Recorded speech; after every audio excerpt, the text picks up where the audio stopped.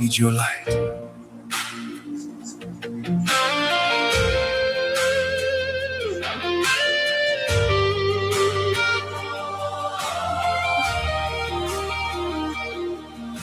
We built these roads on a promise of grace. We hold our heads high as we run the good race. We work and we strive, we keep hope alive to see the great American spirit survive. But Lord, we're just human, we stumble and stray, and we need your wisdom to show us the way. We don't have the answers, we don't know it all, so we reach for your hand to catch us if we fall.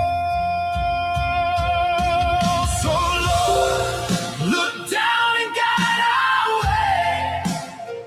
Protect this land that we cherish today.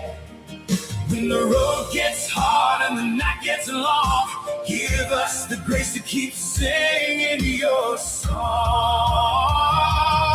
We can't walk alone, we need you near to cast out the shadows of doubt and of fear. Keep us together, walk by our side, be our protector, our light, and our guide.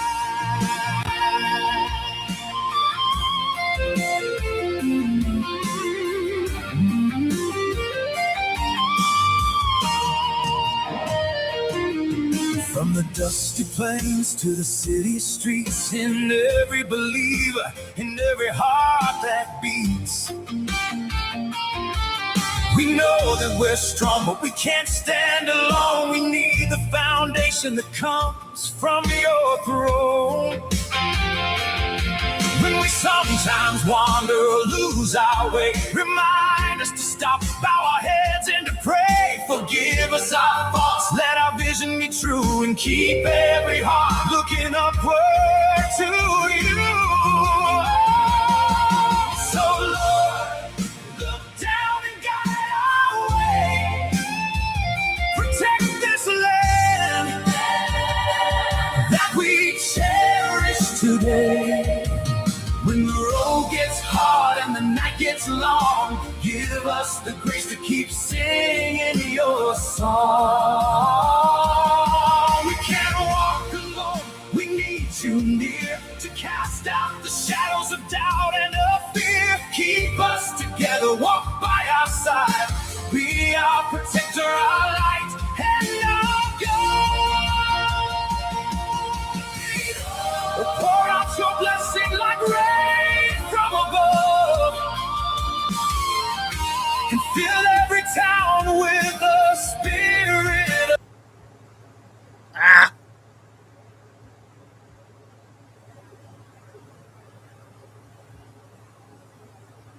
love.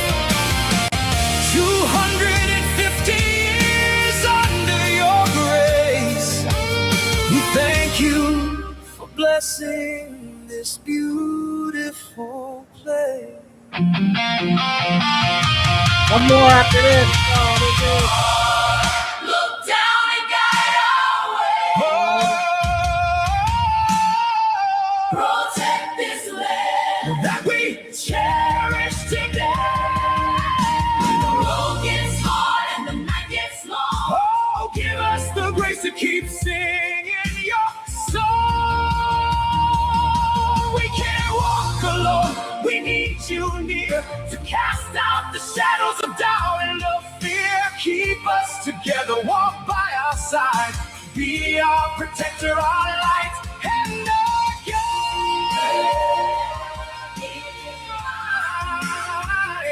Be our guide.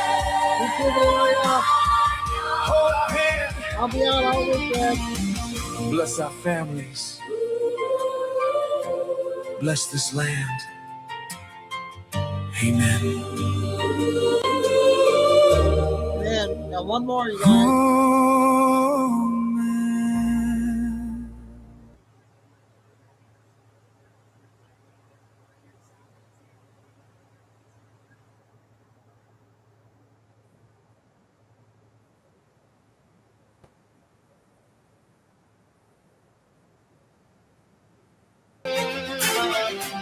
I bet.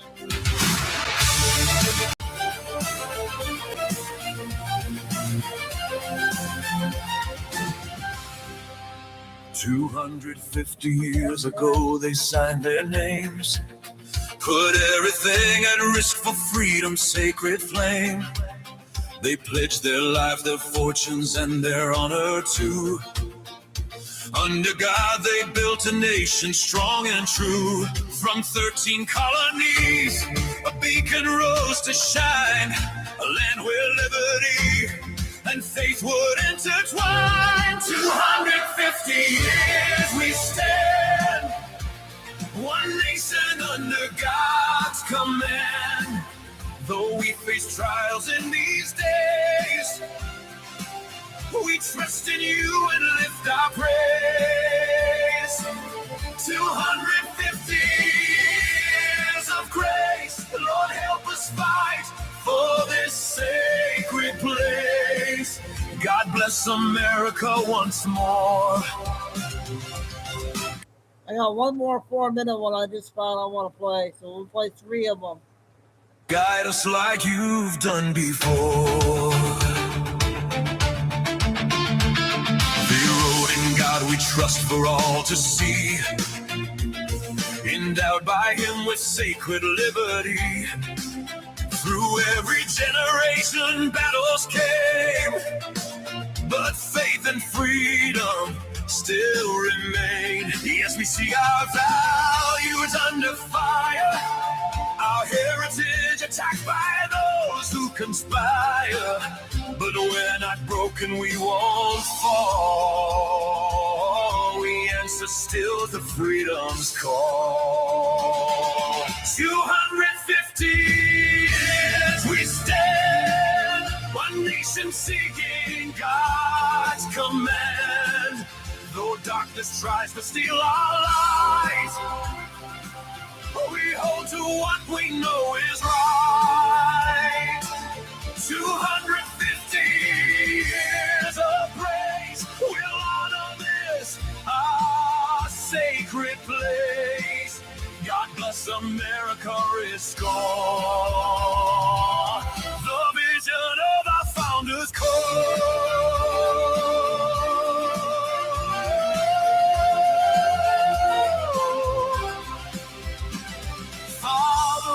Stay silent anymore. We're standing up for what you have in store. 250 years. Your hand is led. We trust you for the path ahead. No enemies would see us fall. One more minute, dude. We know that you are Lord of all. Renew our land, renew our faith.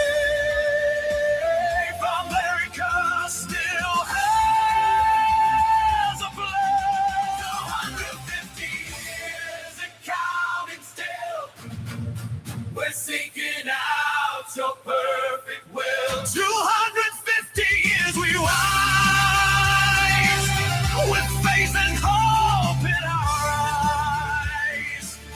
God save America, we pray. Right there. Forward from this day, we're not perfect, but we're yours. Together we will win this war.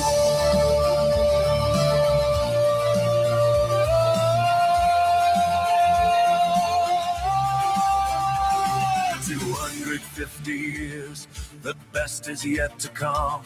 When we return to God and stand as one, in God we trust. We'll say it loud. 250 years, still standing proud.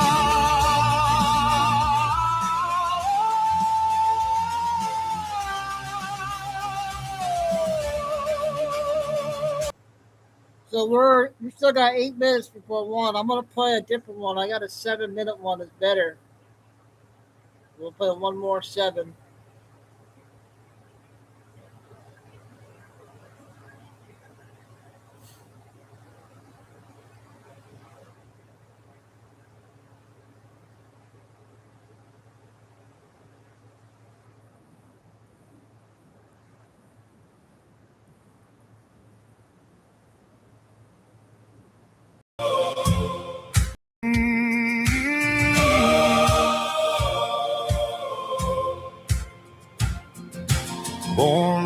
the fire of a righteous fight.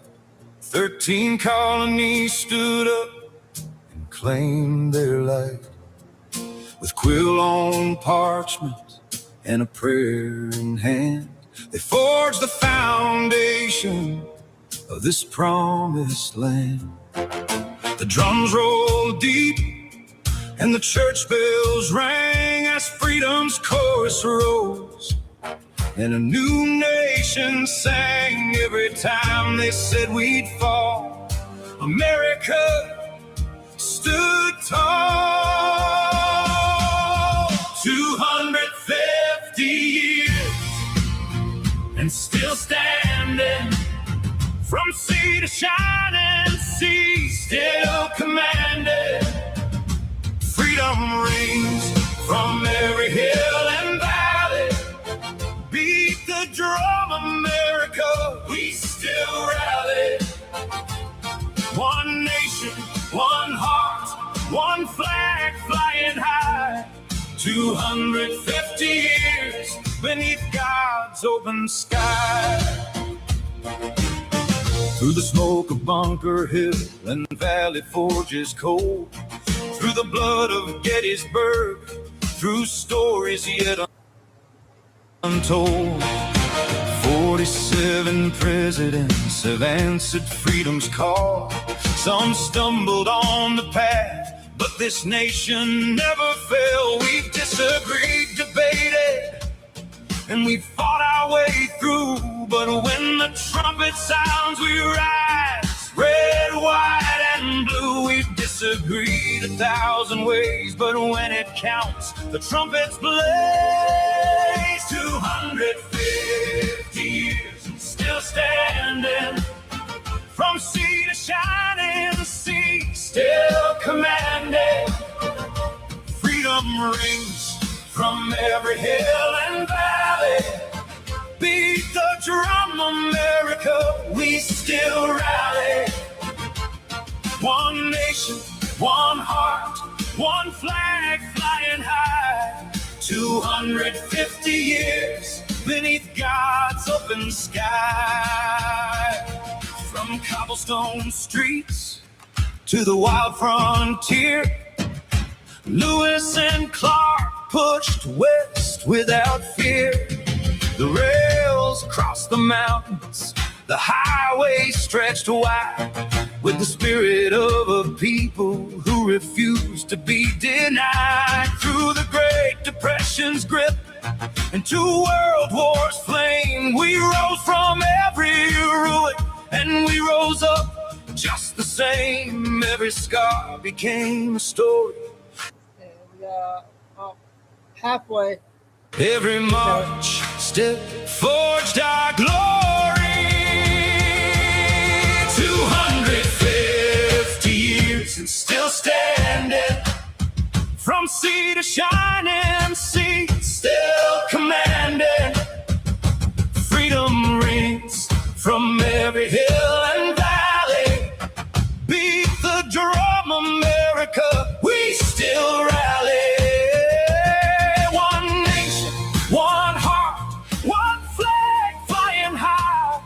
250 years beneath God's open sky.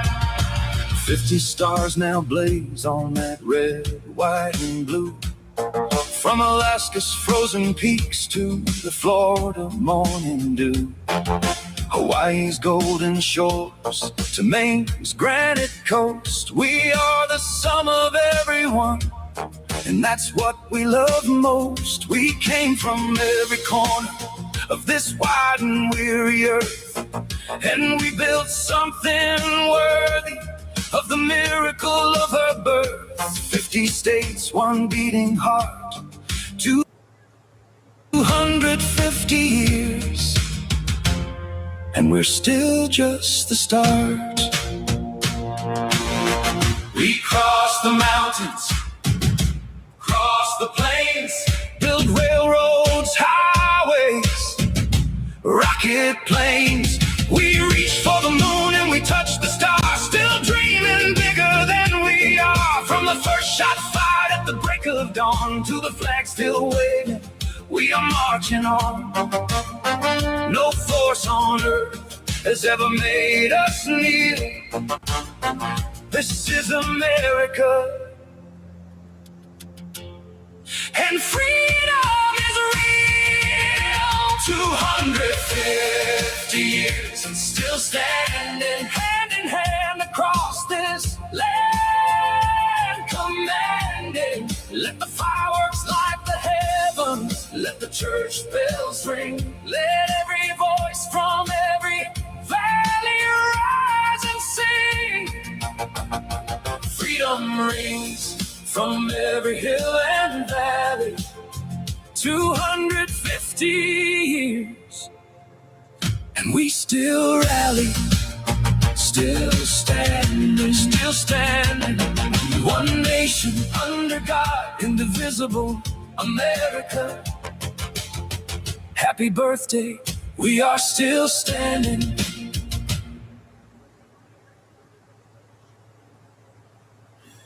Okay, well, I fired up the holiday weekend for everybody. But it's tomorrow, but get the weekend started off with 3 good ones there. Videos. I had to stop it for a second, so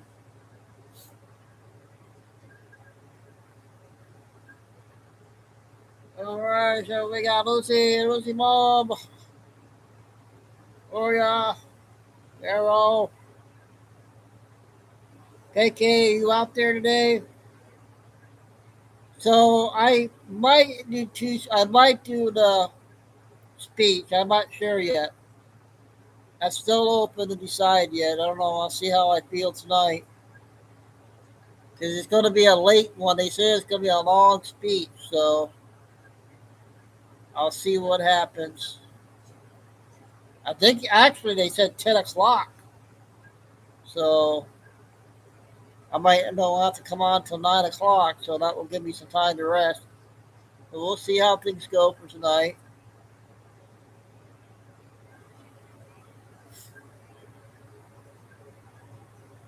So we're going to do a lot of shorts. I got 2 big interviews. They're both an hour. Tina Peters, another one. Lucy, I was trying to call you back, and I found another Tina Peters interview from Rumble.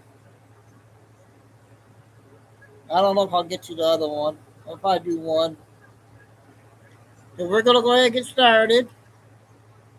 I don't know, the first show, everybody's at work listening.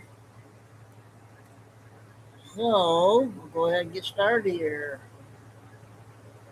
We'll do the short ones first.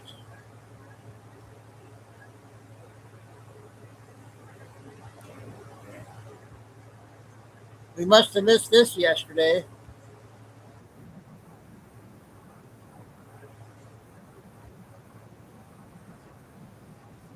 Their names to a document that would change the course of history forever. The Declaration of Independence, and I have it right there. What a beauty. Not only did they sever the political bonds with Great Britain, they announced a new era in human events, proclaiming that all of us are endowed by our Creator with rights to life, liberty, and the pursuit of happiness. In our war for independence and every generation since, thousands of American patriots have enlisted their lives in defense of that cause. From Trenton to Yorktown, from Gettysburg to Chambersburg, from the fields of France to the shores of the Philippines, and on the battlefields all over the world, every generation of Americans has drawn meaning and been inspired by the immortal deeds of the founding generation and the nation they gave us to build and to defend. In 2.5 centuries, that's 250 years, the spirit of 1776 has carried our flag to places and heights that our founding fathers could never have dreamed.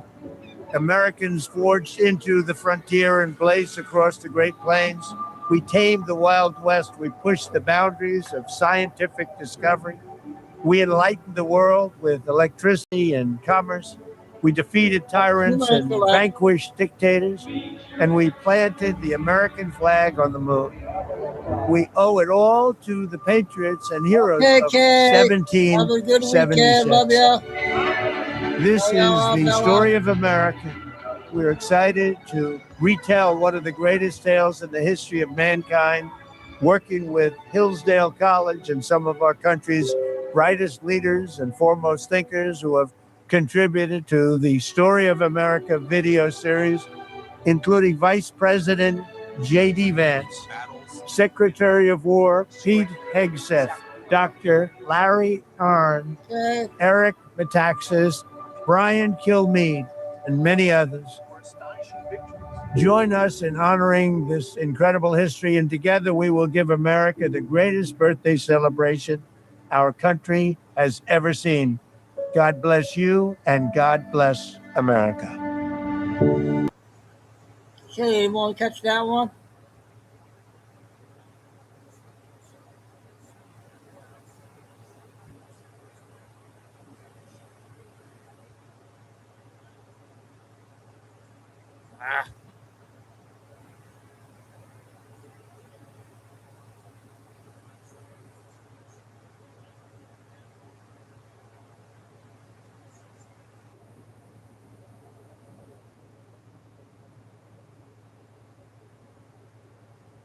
Good afternoon. 6 minutes. Thank you all for being here.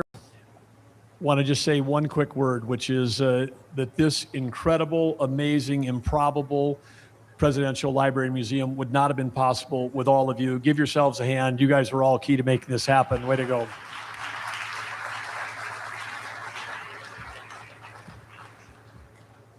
You've all been invited to this special private ceremony.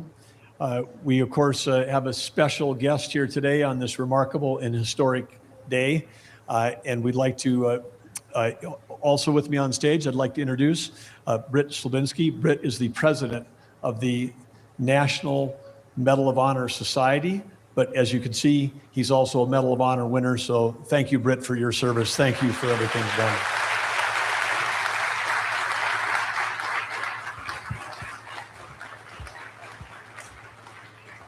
And with that, we have someone who's got a very, very remarkable surprise for the Theodore Roosevelt Presidential Library opening. Please join me in welcoming the 45th and 47th President of the United States of America, President Donald J. Trump. Everybody see this yesterday? I didn't.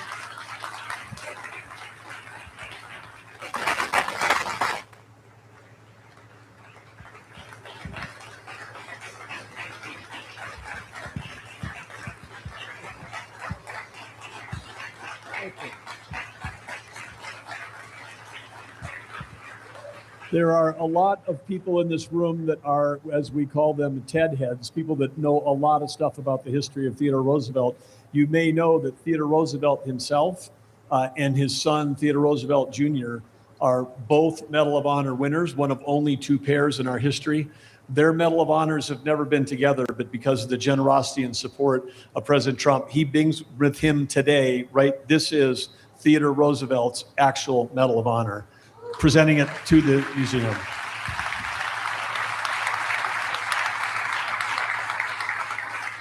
You got Carol, anybody see this yesterday?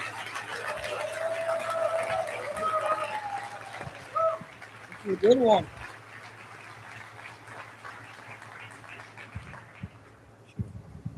Well, thank you very much. That was in the Roosevelt Room for many, many years. And when I heard about this, I said, maybe we'll think about it. Then I saw what you did and what a magnificent library you built. It's really a library, it's a museum, it's a center, and it's a great tribute. And I said, let's take it from the Roosevelt Room, which is a very important room in the White House. I use it all the time. I'll be a little bit lonely in there without it. But I thought this would be a very, really an appropriate place to have it. And it's very special. You're a very special man. There are very few people that have them. You know, I want to give one to myself, but they tell me I'm not allowed to. My son over here, both of them. Yeah, Jay. I said, fellas, I'd love to give one of them to me. What have I done that where I deserve it, and they couldn't think of anything. So I'm not happy with them today. No, there's no higher award. That's the Congressional Medal of Honor, the highest award we have. You have the Presidential Medal of Freedom. That's more of the civilian nature with those two, but in particular that, because what you have to go through is very rough. So it's an honor to be with you. Congratulations. And it's an honor to be with my friend Doug, who's a spectacular Secretary of the Interior, to put it mildly. There's never been anyone better.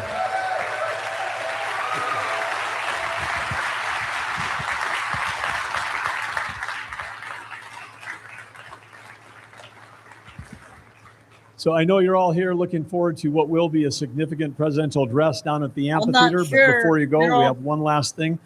President Trump being here on this day of dedicating this library. It is a historic moment to have a sitting president here to help do that. We're ceremoniously, the president and I, going to cut the ribbon, and then we'll all see you down at the amphitheater after that. But President, let's grab a scissors. They did say no running with these. We'll be.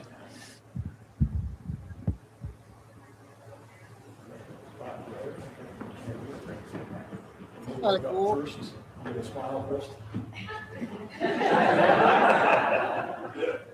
Well, we need audience participation. You guys count down from 10. How about that?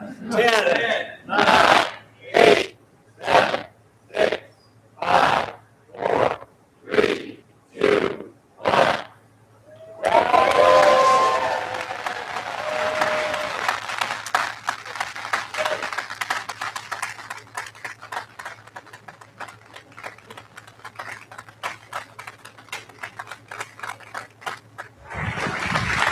Thank you all. We'll see you down at the amphitheater. Let's go, North Dakota.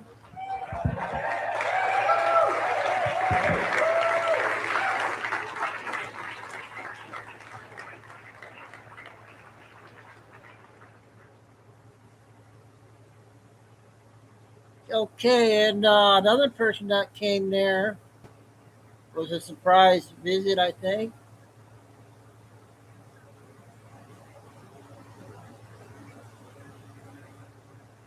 I got Captain Kyle, okay, if you're going to be lurking and coming up soon.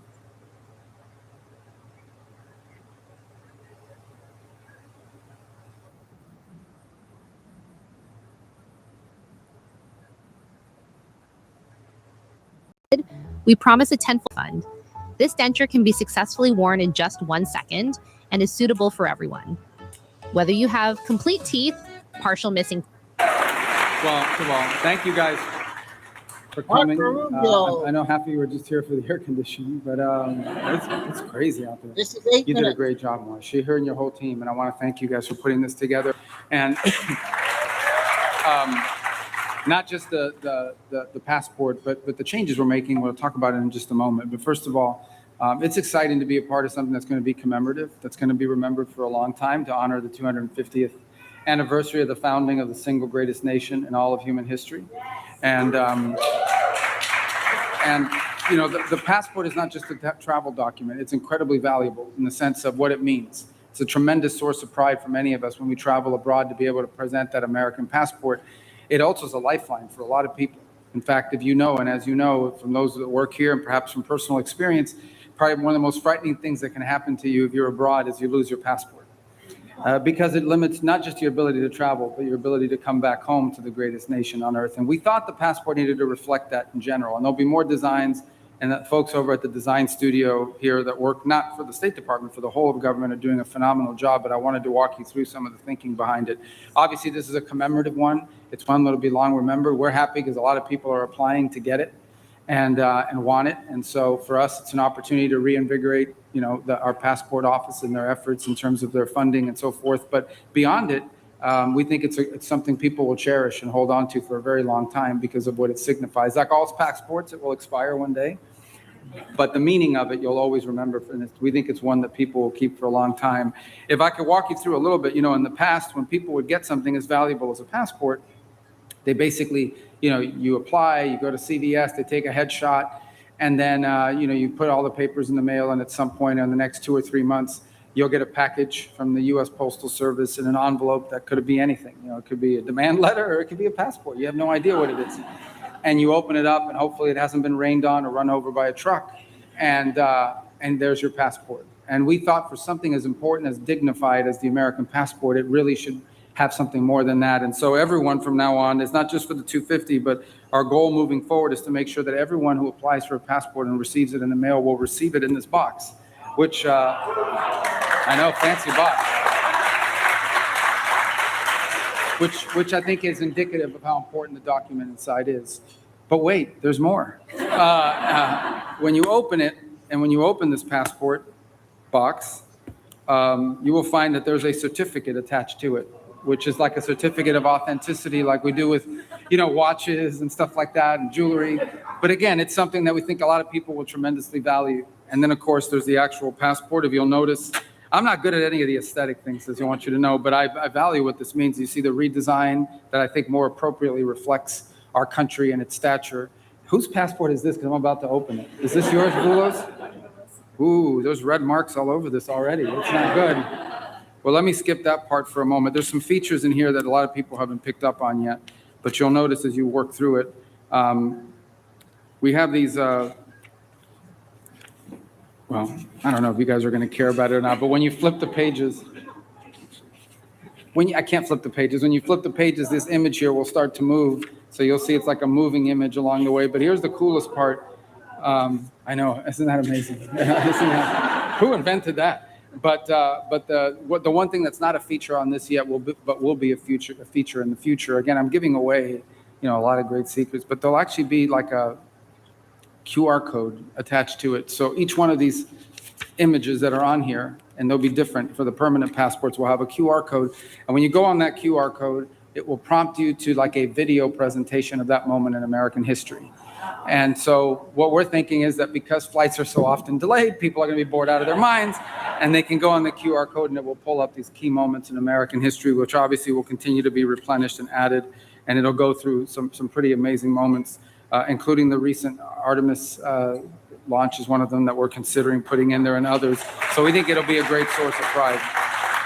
So I'm excited because we're launching this commemorative, but we're also putting in place all the things you need to have an incredible passport program. Now, beyond that, I would say that we are also looking at some technological changes, which we'll be more fully able to announce over the coming months, where it's going to be a lot easier to get a passport in terms of the dynamics of it. You'll actually be able to go online. You'll be able to do almost all of it entirely online. One of the questions we had was most of the devices that people are using, be it a laptop or a standing computer or what have you, where you would fill out this application, they have cameras on them. I know it's shocking, but they have cameras, they have videos that people use. You should be able to take that picture on that device as opposed to going somewhere. Now, the CVS people, of course, hate this, and the Walgreens and all those other places, but you'll be able to take your picture from that device and be able to have it in real time through our security system, verify the facial ID, and it just saves you a lot of, you don't have to go down somewhere now and get a headshot and have the little pictures that you have to cut and then submit it, 3 passport pictures. You'll be able to do that. You'll be able to do it online entirely for the most part with all the right numbers. They'll be able to verify it for you, and you should be able to get it much sooner. So we're going to make it much more customer friendly. We're not ready to do that yet, but that's really what we want to be able to do. And it should cut down on the long waits, the long lines, the appointments, the making. Some people may still decide to do it that way, but this way will be available to people, and we look forward to really rolling that out in a few months when it's ready. But we didn't want to delay this commemorative edition. Now, does everyone in this room going to get one? Or? The probability of me understanding this is 0. You should AI that with Copa. Almost everyone? Because I have like 10 extra here. If you'd like, your name may be different, but we're excited. You are, I would guess, right, among the first people in the country. You are the first. I gave the president his this morning, and he loved it. He absolutely loved it, and the people who designed this did a great job. And so we're like, sir, we need your passport back, to hold it in a safe place. Like my passport, I don't keep my own passport. They hold on, you don't lose it. It goes, well, can I hold on to this for a couple days because I want to show it to everybody that comes in the office. So it just tells you how proud he is of the work all of you did and how happy he is with it. So I am going to sell Ambassador Bulos's for $50. We'll start at a $50 bid. Huh? And 75. 75. 150. Anyone else want to be Masad Bulos? We sell identities here. Yeah, exactly. So this is great. This is exciting. And you guys are among the, do I even have one of these yet? This is, what kind of operation is this that we're running around here? Well, I need to get one. I'm sure I'll apply. I'll probably, do I have to go to CVS and do all that? No, okay. Oh, I just have to sign it. Okay. Is my signature on this thing? No. No. Okay, I would say. Hold on, let me check something. Just looking at Bulos' picture just to make sure that it's actually him. Yes, it's him. Okay, good, it is you. Anyway, this is exciting. You guys are the first in the country to have it. I know there's a lot of demand for it. Everybody's asking for one, and it's great. And it's a great one to hold, and they'll be good for a while. So anyway, thank you all for being a part of this today and celebrating this with us. Great job, all of our team here. And congratulations on your new passports. Thank you. Hey, Marco Rubio. Got a 3-minute one coming up next. And then we'll do 2 5-minute ones.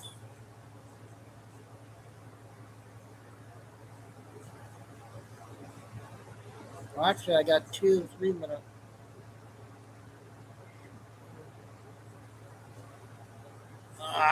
We'll go ahead and we'll get these 2 in.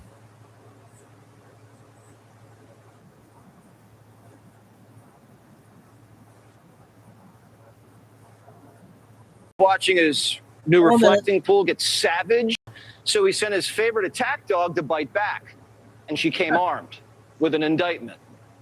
This was a deliberate act to damage the reflecting pool at the National Mall. It's a short clip. That members of the National Park Service actually have worked hard to restore and have witnessed.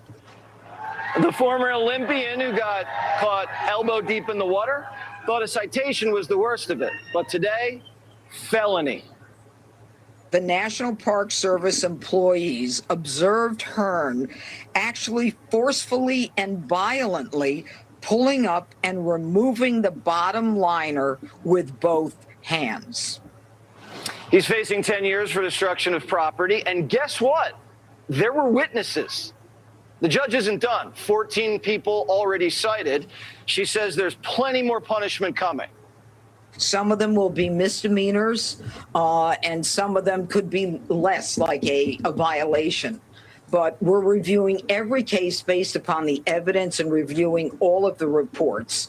And right now, it's about another 6 misdemeanors. The pool gets drained for repairs right after the 4th, and prosecutors are going to collect evidence before it's filled back up. Don't do the crime if you can't do the time. U.S. Attorney for Washington, D.C., and good friend Jeanine Pirro. First of all, it's great to see you again. It's great to see you, too. We miss you. I miss you more. You got to keep Jessica in line. Yeah. Maybe come back for a day. Listen, your show's still great. Thank you so much. A lot of people, when this first happened with the pool, didn't believe the president that there was vandalism. That's not the case. Yeah. It's not the case at all. In fact, I was at the reflecting pool yesterday.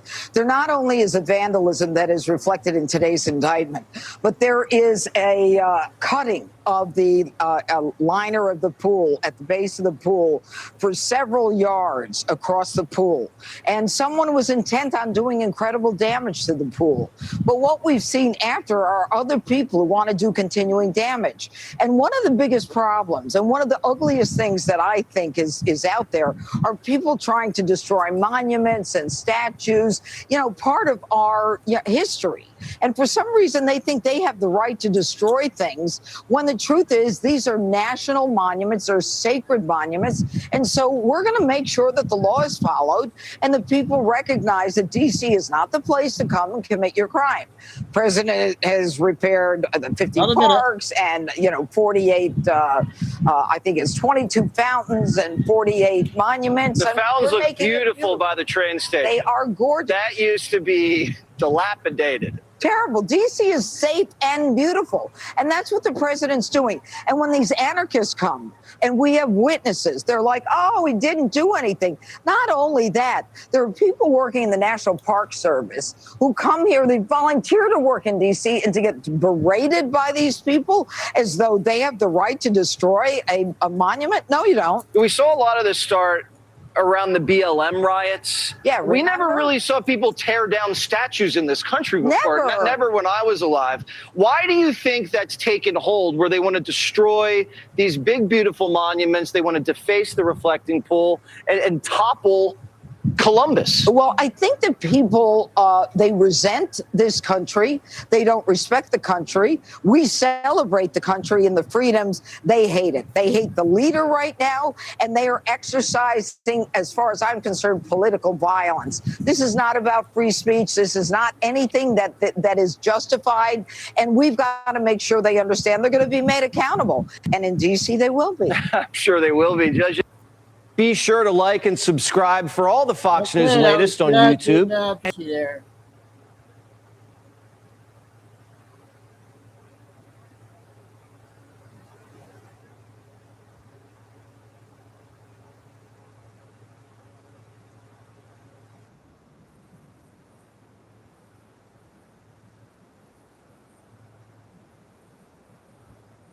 Describes Army Captain John James.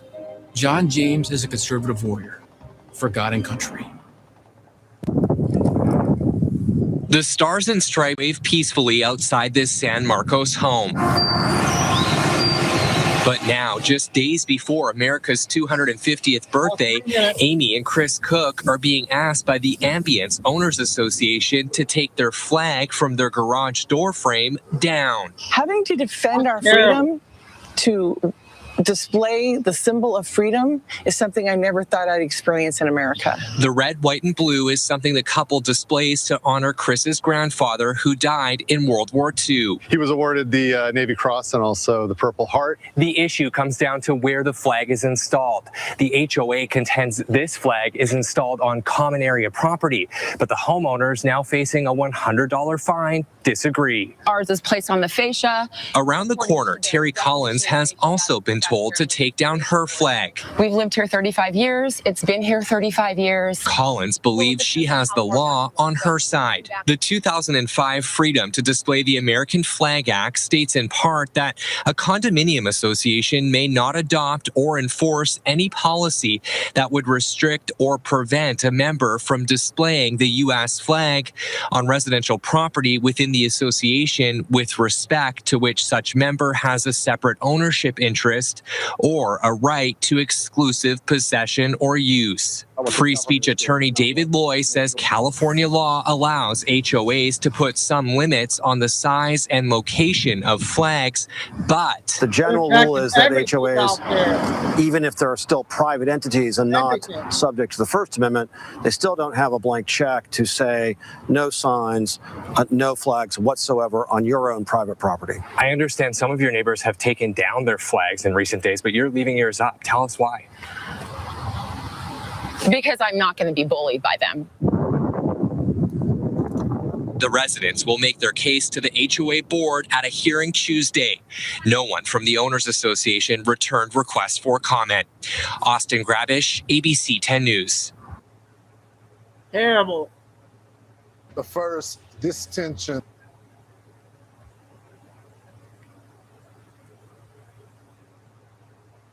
Yeah, we got our press secretary.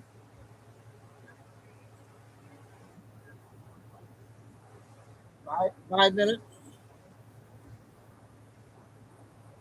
Quite the monologue. Never would I imagine I'd be watching videos like that. Candidates running for the modern day Democrat Party. This is not your granddaddy's Democrat Party. This is not the Democrat Party of JFK. This is a full-blown communist revolution that is taking over Capitol Hill right here in Washington, D.C., just a few steps away from where we are sitting right now. The inmates are running the asylum. These are crazy people who are advocating against what I call the 3 Ps: prison, police, and prison, police, and private property. They don't want any of those things, and those are the ideals that founded this great country 250 years ago. But as President Trump says, communism is easy to sell. You just promise people free stuff. Until a few years, you're living in squalor with no free home, no free food. You're just sitting there with a whole bunch of communists looking around and saying, what the heck happened to our failed state? And the president said he'd be a great communist.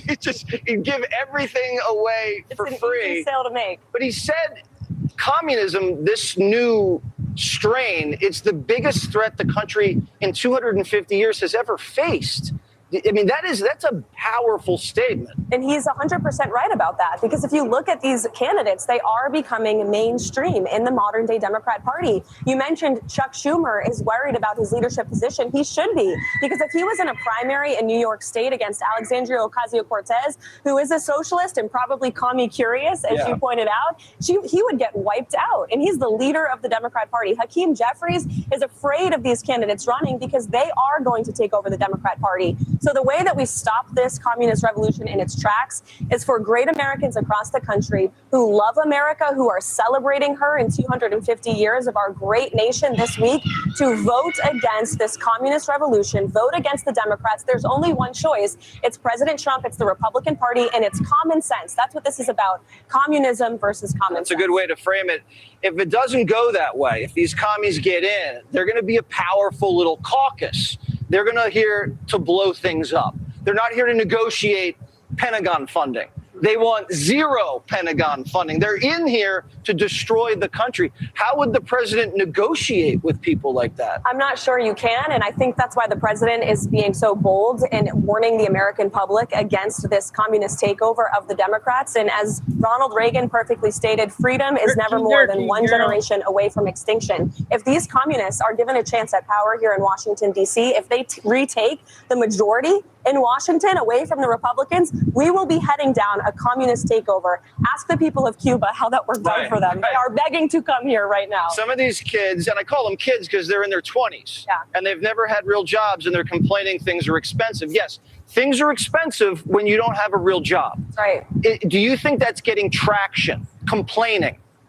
Unfortunately, I do, because this generation, my generation, I hate to say it, Gen Z and those younger than me have been raised with just silver spoons in their mouth, just getting everything handed to them. That's not the values this country was built on. It was built on meritocracy and hard work, pulling up your sleeves, pulling yourself up from your bootstraps, and achieving the American dream. And we need to protect it with all we got. Is it laziness? A little bit. Is it because the professor said country's corrupt, it's evil, and we just need to shake them down and hand money out? It's laziness, and it's the liberal indoctrination. You bring up a great point about our education system. However, I will say a silver lining, so many parents that I talk to across the country are homeschooling, are turning to private education, are turning towards Christian schools across the country because they don't want their children being taught these communist and liberal ideas slammed down their throat. It's why President Trump in the White House has advocated so strongly for school choice across the country. We want kids to be taught to love our country. They should. It is the greatest country in the history of the world. All right. I say, if they misbehave, just make all these young kids join the army,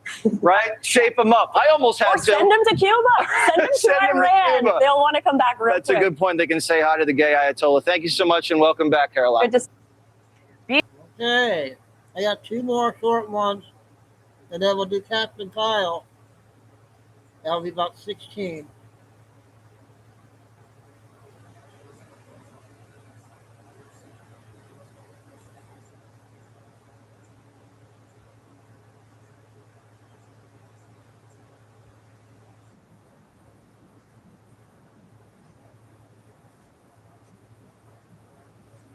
Authorities say the suspects are accused of multiple crimes tied to an organization that victimized children as young as 14 years old. KTLA's Corrine Winter is live in downtown Los Angeles with an update on this massive bust. Hi, Corrine. Hi there, Sam and Kirk. Yeah, suspected sex trafficking ring. And the details of this indictment, the individual cases, are disturbing. Here's more from Assistant U.S. Attorney Bill Staley. 7 of the defendants are related to our prior operation, Broken Blade, targeting the Hoover Street Gang. 2 of the defendants have been charged separately for sex trafficking, Kylan Young from the East Coast Crips and Dejon Williams from the Neighborhood Crips. Young trafficked a 15-year-old victim through violence. Williams trafficked a 16 and 17-year-old victims, as well as an adult through violence. A 10th individual, Kenny Ray Mann, also a sex trafficker who was trafficking 16 and 17-year-old girls, has been indicted, and he whipped, raped, and punched one of the victims in the case. And a Saley announcing that 10 defendants, including a South LA motel manager, were arrested in a human trafficking sweep targeting LA's Figueroa corridor. Some of the members and associates of the Hoover criminal gang are named in these federal charges. Authorities focused on the Figueroa corridor because it's a part of LA that's a hub for street prostitution. According to the 65-count indictment from February 2021 to June 2026, the Hoovers allegedly controlled the illegal activities in that corridor of South LA. Gang members, they allegedly acted as pimps who forced 51 victims into selling their bodies. Officials showed photos of some of those defendants during the news conference. These gang members, according to the feds, work together to recruit new victims through social media or in person, targeting vulnerable minors and young women. Operation Broken Blade is the first gang RICO case for human trafficking brought in the history of the Central District of California. 18 defendants in 65 counts. 17 defendants are charged in a RICO conspiracy. 3 of those defendants, Armstead, Mountain, and Melendez, sex trafficked children as young as 14 years old. High school freshmen too young to drive, but who were forced into cars with strange men to have sex for money. That's the type of defendants we're dealing with today. Last August, we launched Phase 1 of Operation Broken Blade, a coordinated effort marking the first major takedown of a large-scale sex trafficking enterprise operating along South Los Angeles' Figueroa corridor. During the operation, 6 members and associates of the Hoover criminal gang were arrested, resulting in a 31-count federal indictment charging 11 defendants with racketeering, conspiracy, sex trafficking of children and adults by force, fraud, or coercion, narcotics, firearms offenses, and other serious crimes. So you just heard there's so many details in this indictment. Now, if convicted, some of the defendants face 15 years to life in prison. That's the very latest here in downtown Los Angeles. Corinne Winter, KTLA 5. Hey, that was big news there, huh?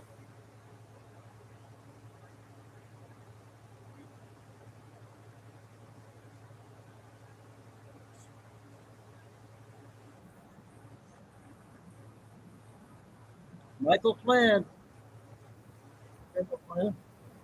To get the Save America Act passed. Yeah. So, the mail-in ballot thing, I think that's one of those. The United States Supreme Court has made decisions that were unconstitutional. Okay, and it took years to rein in even the justices of our U.S. Supreme Court, and to make those decisions again, to kind of relook the decisions and bring them back. Now, one of the things that that Congress can do, and this is sort of jumping to today's decision about birthright citizenship, because these are all the same. These are the same issues. The Congress, which is dominated by the GOP, could actually pass laws to impact these things. So part of what I think it was Kavanaugh today, in Kavanaugh's dissent, I believe, part of it was like a reminder to Congress, hey, Congress, if you guys want to pass a law on this has to do with birthright citizenship, because as it stands today with this decision, a woman from China could come into Hawaii, give birth, take that child back to China, raise that child in China, and 35 years from now, that child could come and run for president of the United States as a citizen of the United States of America, because you have to be a citizen based on our Constitution to be a president of the United States. That's how crazy this birthright citizenship is. And that's why, if you saw the post by President Trump about, congratulations to President Xi of China. So the U.S. Supreme Court is made up of human beings. They have made mistakes in the past. Abortion in 1973 was one of the huge mistakes. We went 40 years until that unconstitutional decision was corrected by a body of principally conservative justices that President Trump was able to get in during his first administration. So we stopped killing babies. The point is that we can't stop fighting for what we know to be just good God-given common sense in this country. And once we give up, the devil will enter and take over, and we will find that when all those that have been talking about a spiritual battle, if they win this spiritual battle, we're in big trouble, and we will go into a place of obedience or slavery in this country. And I mean it. And so we can't give up. Don't like all these decisions out of the Supreme Court. That doesn't make them right. It just makes them, as it stands right now, as the law stands, or as it is ruled on.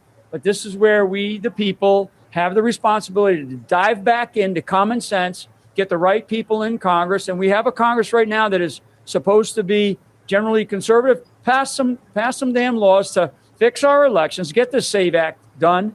You know, maybe fix this birthright citizenship decision that the Supreme Court just had today, you know, and get behind the people of this country, because the majority of people in this country want to protect our freedom. We want to protect our rights. We want to protect our Constitution. We want to protect our rule of law. And you're supposed to be in Congress, and here we are in Washington, D.C., and I'll be over on the Hill tomorrow. You're the ones that are supposed to be representing us and creating these laws, and then getting a president who would sign them. All right, that was it on that one. So our perfect video is 16 minutes, followed by Katie Holmes, got a 21-minute one.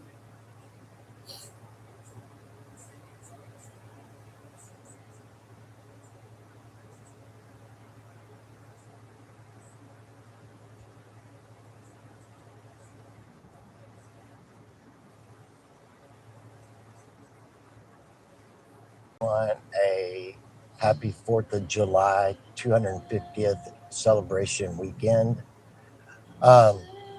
It's very important that right now you enjoy yourself as much as possible with your family and enjoy just having your family around you right now. And to create peace and sanctuary in your heart and in your home with your family. It's the most important thing right now. I hope you guys can hear him. I can't. Try to eliminate as much conflict as possible in your current environment with your family.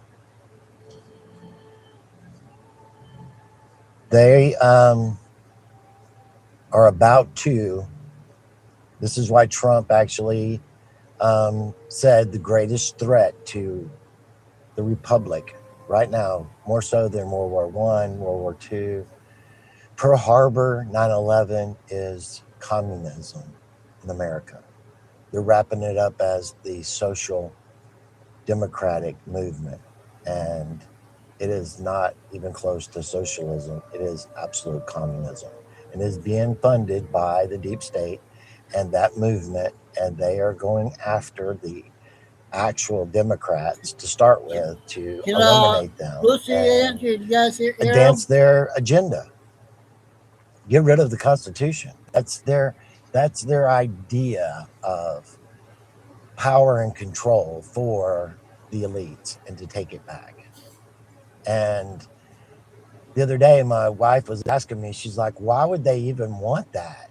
And why would they do it?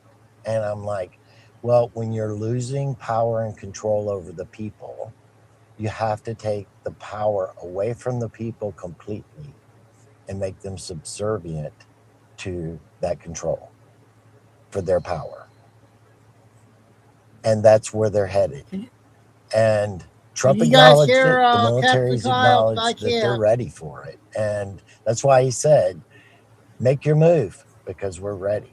And for you to enjoy the show and to get your popcorn ready. And that's not in a means of that it's going to be easy for you to deal with, because it's not. Because they're going to actually create a civil war environment in the United States that is going to activate the military on the streets. The mainstream media, which is being exposed right now to the world for their lies and their deceit about America to their public that's coming here for the World Cup. They had no idea that it was going to go down this way, but it is exposing all of their lies by millions of people coming here to celebrate the World Cup and finding out that America is nothing like what they've been told, and to hate America. That was their biggest mistake. 6 minutes left. When Trump was asked about bringing the World Cup here back, I think it was in 2016 or 2017 when this was actually first coming about. And he was like, absolutely, absolutely. Because of what it does is allows the people to experience it firsthand and then report back out over the world their own experiences and how wrong they were.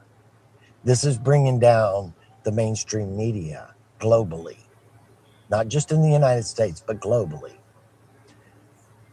The mainstream media is going to be the ones that activate the Antifas and the communist cells in the United States to create riots and to create a civil unrest. And the military are going to hit the streets. We are going to have a national emergency order signed. We will not be having elections in November. It's going to get ugly. But we win, they lose. I can't hear them. And that is the fight I hope you that guys you can. and I and all of us are going to be going through. There's two pushes right now of the agenda. The Hamilton agenda, which that's what Trump is pushing forth right now, and reorganizing everything around the world in trade and how sovereignty within the countries and how it's about being profitable and bringing forth all of that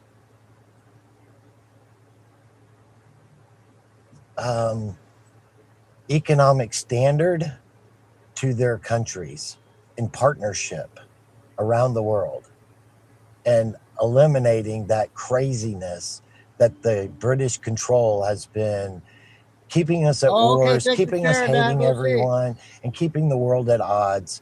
That is coming to an end. And they are fighting back.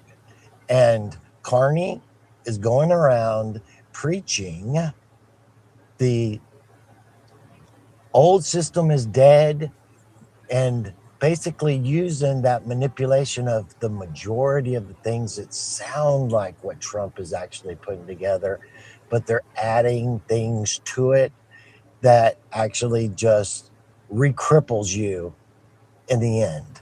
This is the crown system working at its finest. But what they're doing is you have the authentic, and then you have the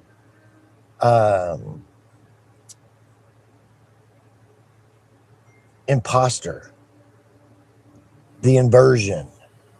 And it's just like when you listen to people about when they're telling you truths. They may tell you 80% or 90% truth, and then 10% of it is a lie. But that 10% or 15% actually misguides you, misleads you, and it's a falsehood that's being preached on an unauthentic platform of trying to regain control. And so I want you guys to understand that this is coming, and that civil war unrest is coming to America, and it's going to get ugly. 5 minutes. And the military is going to hit the streets. This is what's been being prepared for. And Trump is ready for it. The military is ready for it. And it's going to expose that corruption to the world, but also to every single person in America. There's going to be no fence riders in all of this, period. And the consequences of the decisions and the actions that you have are exactly that.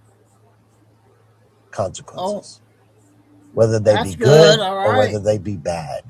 Maybe the choices that we make, the choices that others make. You make your bed and you lie in it. You can't save everyone, but you can save yourself in the choices that you make and how you approach everything. So I want to encourage you guys to take this time to truly ground yourself in your family, in love, and prepare your hearts for what is to come. This is what I've been talking about for so many years, about being prepared internally so that you can become the lighthouse to help others when shit hits the fan. Because it's about to. We're coming to that point. And for the people of other parts of the world, it's going to come to you after it happens here. And you're going to have to stand for your rights. Say that again. For what you want. Yes, the military is going to do the heavy lifting, but you're going to have to stand in what you believe, what you want, what you desire. You're going to have to participate in your own freedom by your choices. Yes, you will. Don't let the news manipulate you, because that's not what's happening. It's not what's been happening over in Iran and everywhere else, that the news and the media has been basically manipulating the narrative. Even in Ukraine with Russia. Russia is about to take Ukraine. And I mean, take it hard. No more games, because of the Europeans, NATO, and all of their bullshit on how they've been actually manipulating this. Putin has tried his best to hold off and to be mindful in trying to allow diplomatically to end all this after their objectives were met, because they had been. But the Europeans, the warmongers, the deep state, they want it to never end. It's about to get really chaotic and really crazy in the world. And don't be caught with it like a chicken with its head cut off, because why did you wake up to begin with? So that you could not stand in the gap for those that God placed you there for. Be that lighthouse. Be in peace, be in love, and let God work everything out, because he is at control 100%. And these things must happen. People must make their own choices. We have free will, and it will be exercised completely for you as well. It's all coming. So enjoy this time as much as you possibly can, because that's what truly matters, is your family, your friends, the people that are important to you. That's what matters. I love you guys, and I'm going to have a video at the end of this from Promethean Action that is actually going to talk about this very thing, but it doesn't go into the depth of how bad it's going to get. So that wasn't a big one there. Glad I played that one. Yeah, my volume must be off or something. All right, we got Katie's Home. Next one will be 21 minutes. Much more to come still.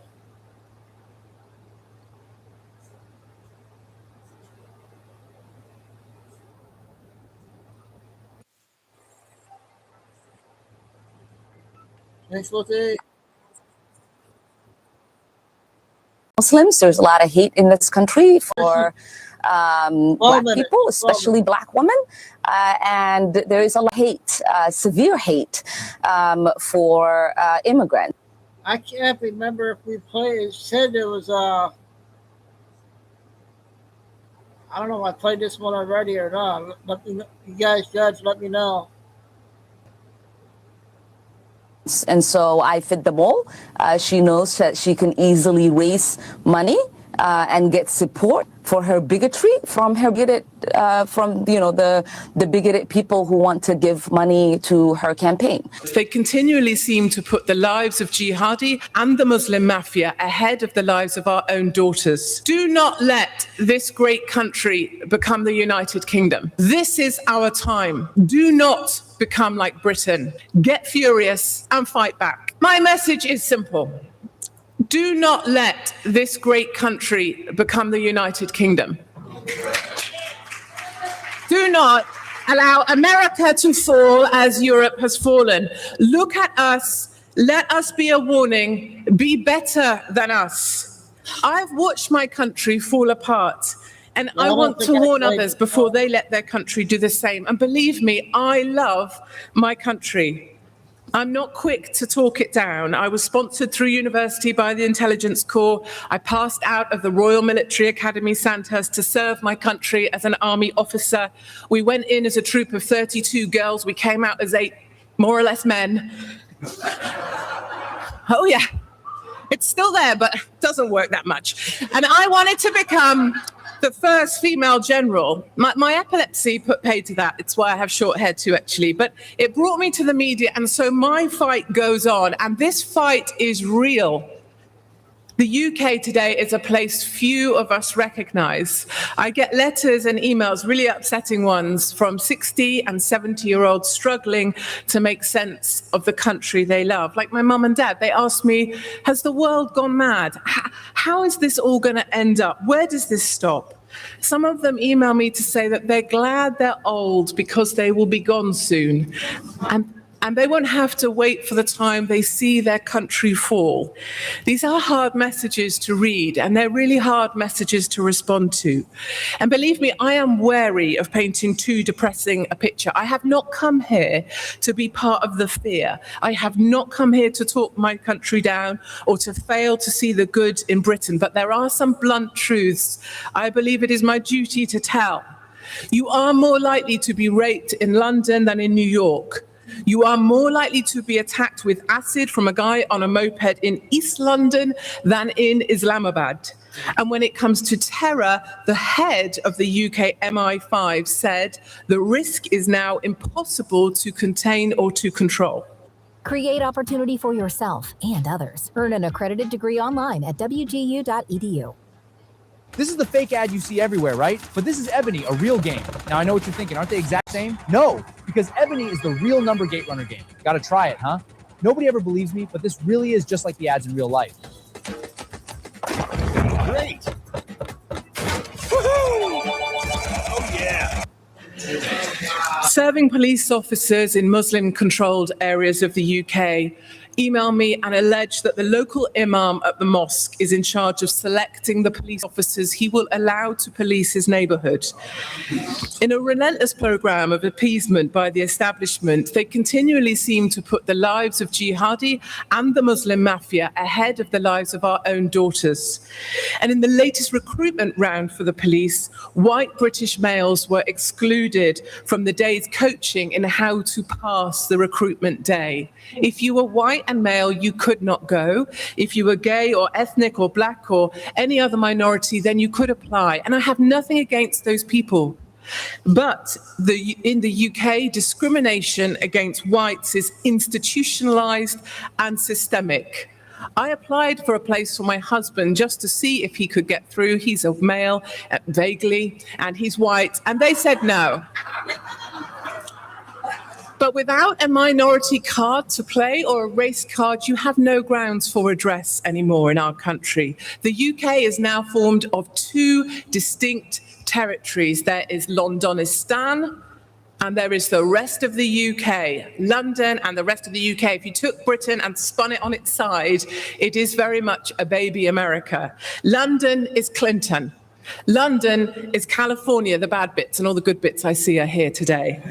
London is Bill de Blasio's New York, and he's an utter cockwomble if ever I met one. I wrote all this, in a column on Mail Online. I write for dailymail.com, and I went on Tucker Carlson. He did his best confused face. And I'm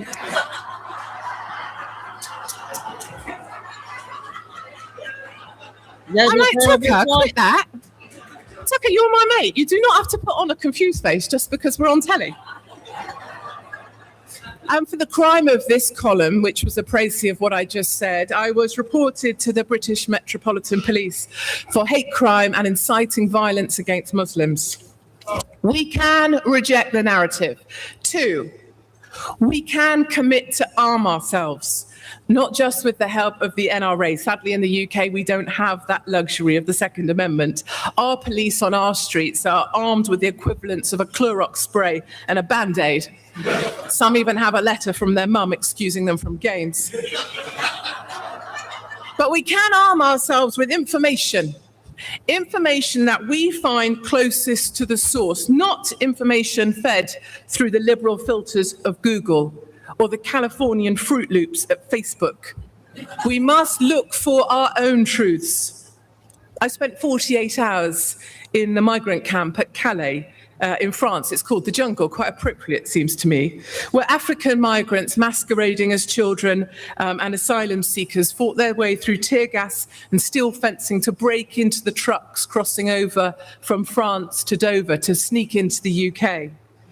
My photographer was lynched, his camera was stolen, his wallet taken, he was beaten up, and he went home because he was badly beaten, actually. I had my arm dislocated.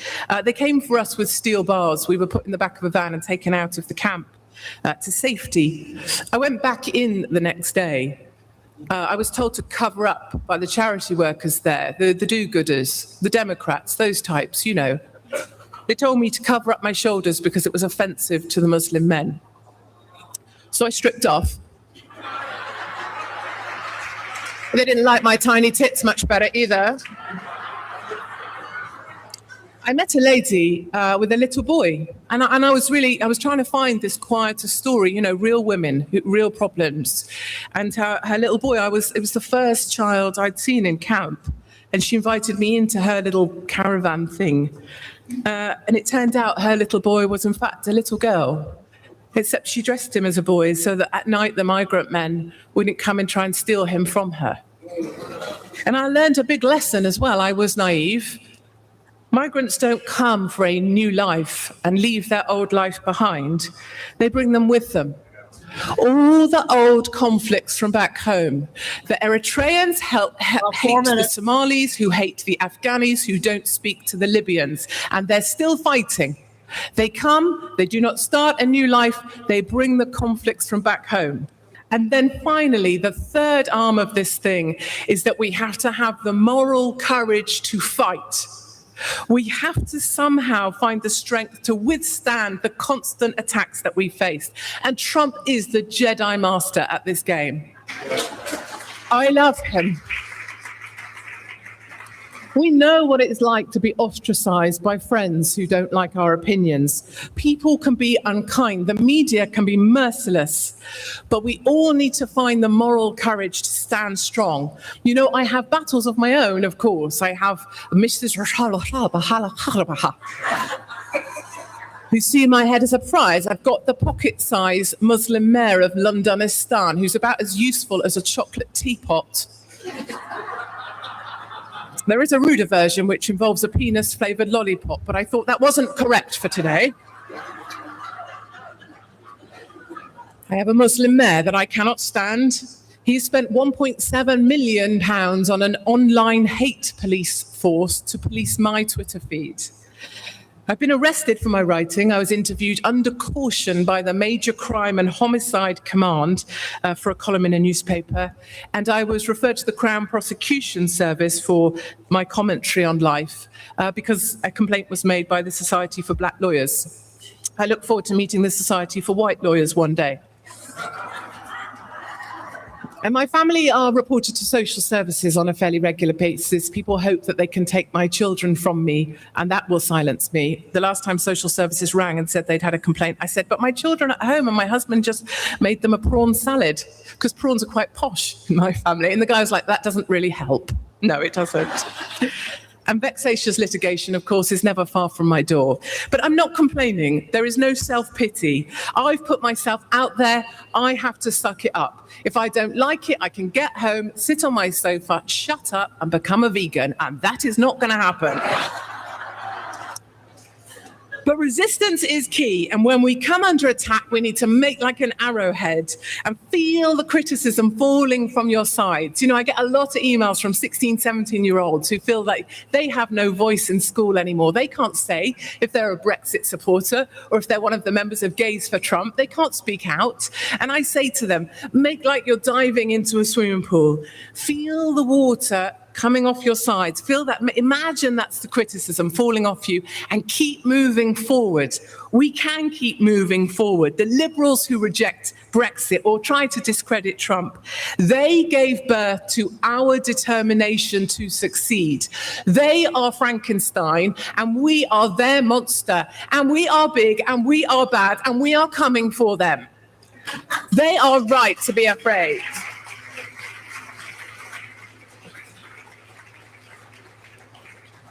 We can do this. Yes, we can. If only I was black, that would work so much better. We can commit to refuse the narrative. We can commit to arm ourselves with our truth, with no liberal filter. And we can commit to have the moral courage under attack to keep moving forward. This is our time. Do not become like Britain. Get furious and fight back. That's all for today. Thank you. Okay, If you want global news to keep... So I'm gonna do a Tina Peters interview. That will put us at 2.5, and then come back and do another hour intel. I'm gonna find.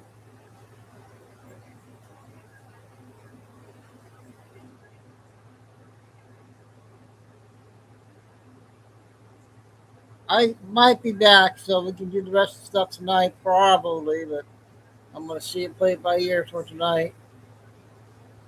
So I got quite a bit left.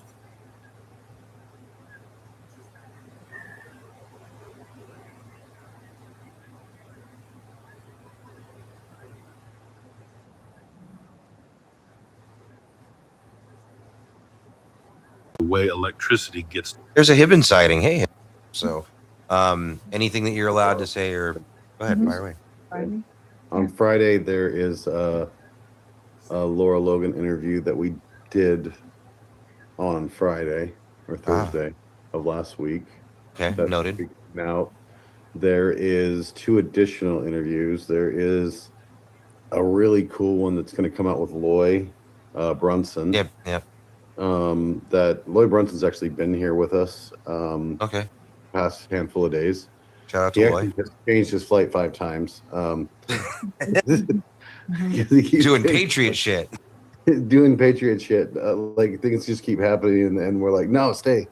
And he's like, We'll be doing my shows. We've done it. These are all her shows. So the inaugural Tina show is actually going to happen. I think that's actually, is that with Juan? Oh no, that's with Loy. The first one's with Loy. It might be Loy, it might be Juan. The ones in the can right now are Loy Brunson and Juan. 107 is in the can. Okay. And by the way, I think it's the first interview with not a boot. Ah, really? It's No actually boots. It's actually 107 in the flesh with his face, his beard, his everything. So no one in hiding. He is out in the open. Yeah. So Hasn't done that since Vegas, so yeah, that's crazy. Well, in Vegas, he was still dressed up as a Mexican. A little bit, yeah, kind of Mexican. Yeah, but this is shout out 100%. Gardeners. Yeah, this is 100% Juan.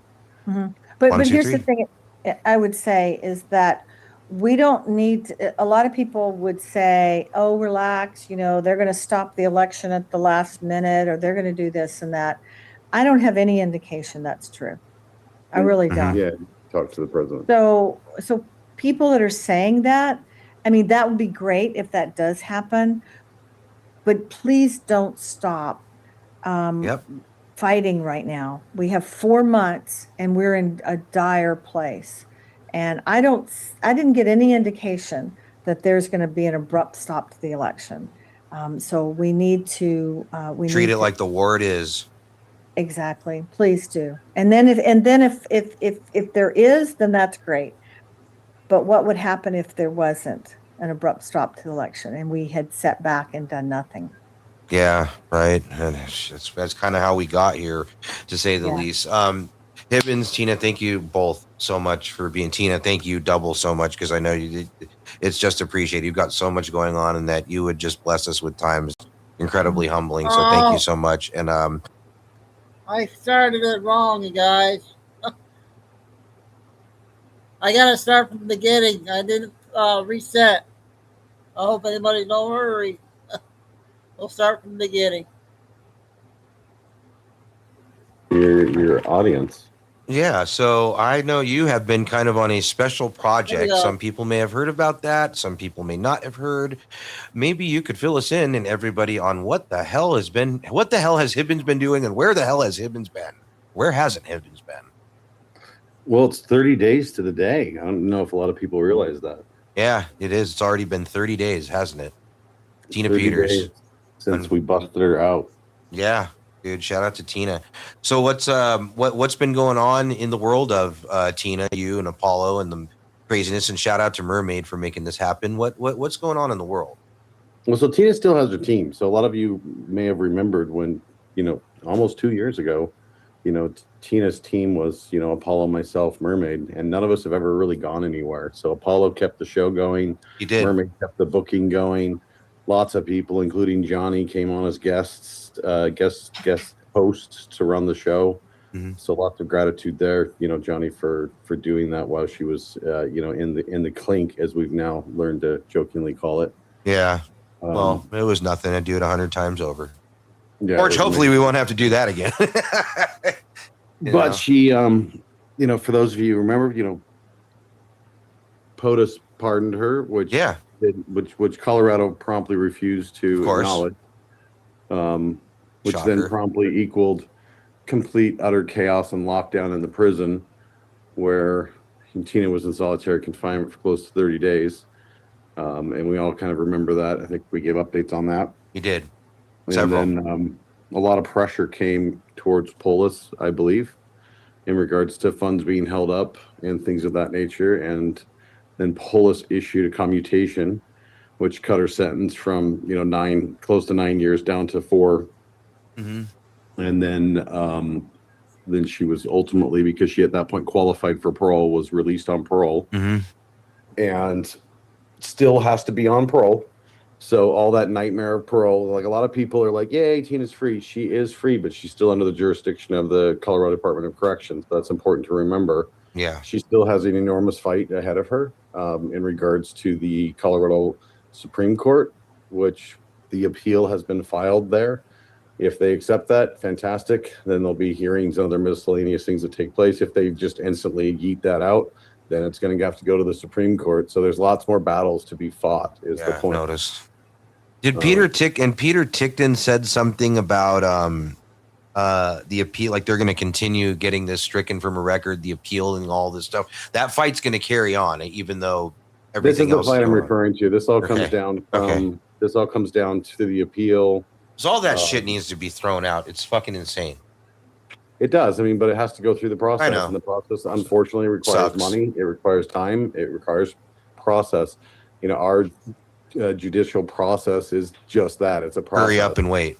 And it's a hurry up and wait. And right now she's in a hurry up and wait, but at least she gets to hurry up and wait outside of a box. Yeah. She's very grateful for that. She has been, first when she got out, that was a wild ride getting her out. But once she was out, she took some time. Didn't take much time. I'm glad she took some time. She quickly that morning, she hadn't slept. None of us slept. Of course not. Kind of telling the full story. She was originally supposed to get out at roughly 8:30 in the morning. And I got a call that night or that morning heading down, because that was the day before. We were heading down to obviously get up early to get there. And I got a call from the warden with her, who basically threatened me that if this leaks, this is on you. There's only 3 people that know that you, Warden Tina Peters, know what the new plan is. So the new plan was actually to release her at a different prison in the middle of the night. Yeah. So they released her in the prison in the middle of the night, which we went and picked her up and then got her to a safe house. And then we kind of dodged for the first week or so. We kind of just dodged around. The evil DA put out a message stating that Mesa County didn't want her there, and that he was concerned for her safety, which kind of like we needed to take serious around what we're going to do. So we did take that seriously. Definitely. About week 1, we went to Ted Nugent and his wife are Tina's friends, and we wound up going to a Ted Nugent concert. And I saw that. And the love and grace that came from those fans there for Ted Nugent was just immense. I bet. There was this little blind boy that came up with his mom, and she said, even the blind, what did she say?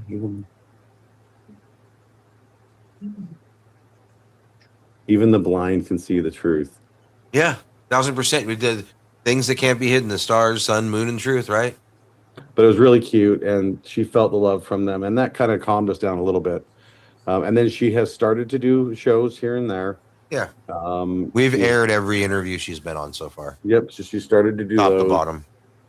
And then I think maybe people saw an important thing that happened yesterday, potentially. Oh yeah, dude. Important. I put those photos in one of my videos. To be honest, it was a blessing to see that. It was probably the most triumphant moment of the entirety of this, is to see her in the White House. It was amazing. The night before that, by the way, Ed Martin came over. Yeah, shout out to Ed, dude. It's a good dude right there. And so Ed Martin met with her, the pardon czar. They had a great conversation, and the amount of people, I'm kind of like confused, and it's been a whirlwind. If you don't know, we're in DC. That's actually where we've been. I didn't want to disclose anything just in case. Your power company doesn't want you to know this. There's an issue with the way electricity gets to our homes. When I fix this one mistake happening in my home. Well, it's pretty obvious if you. I know, but still.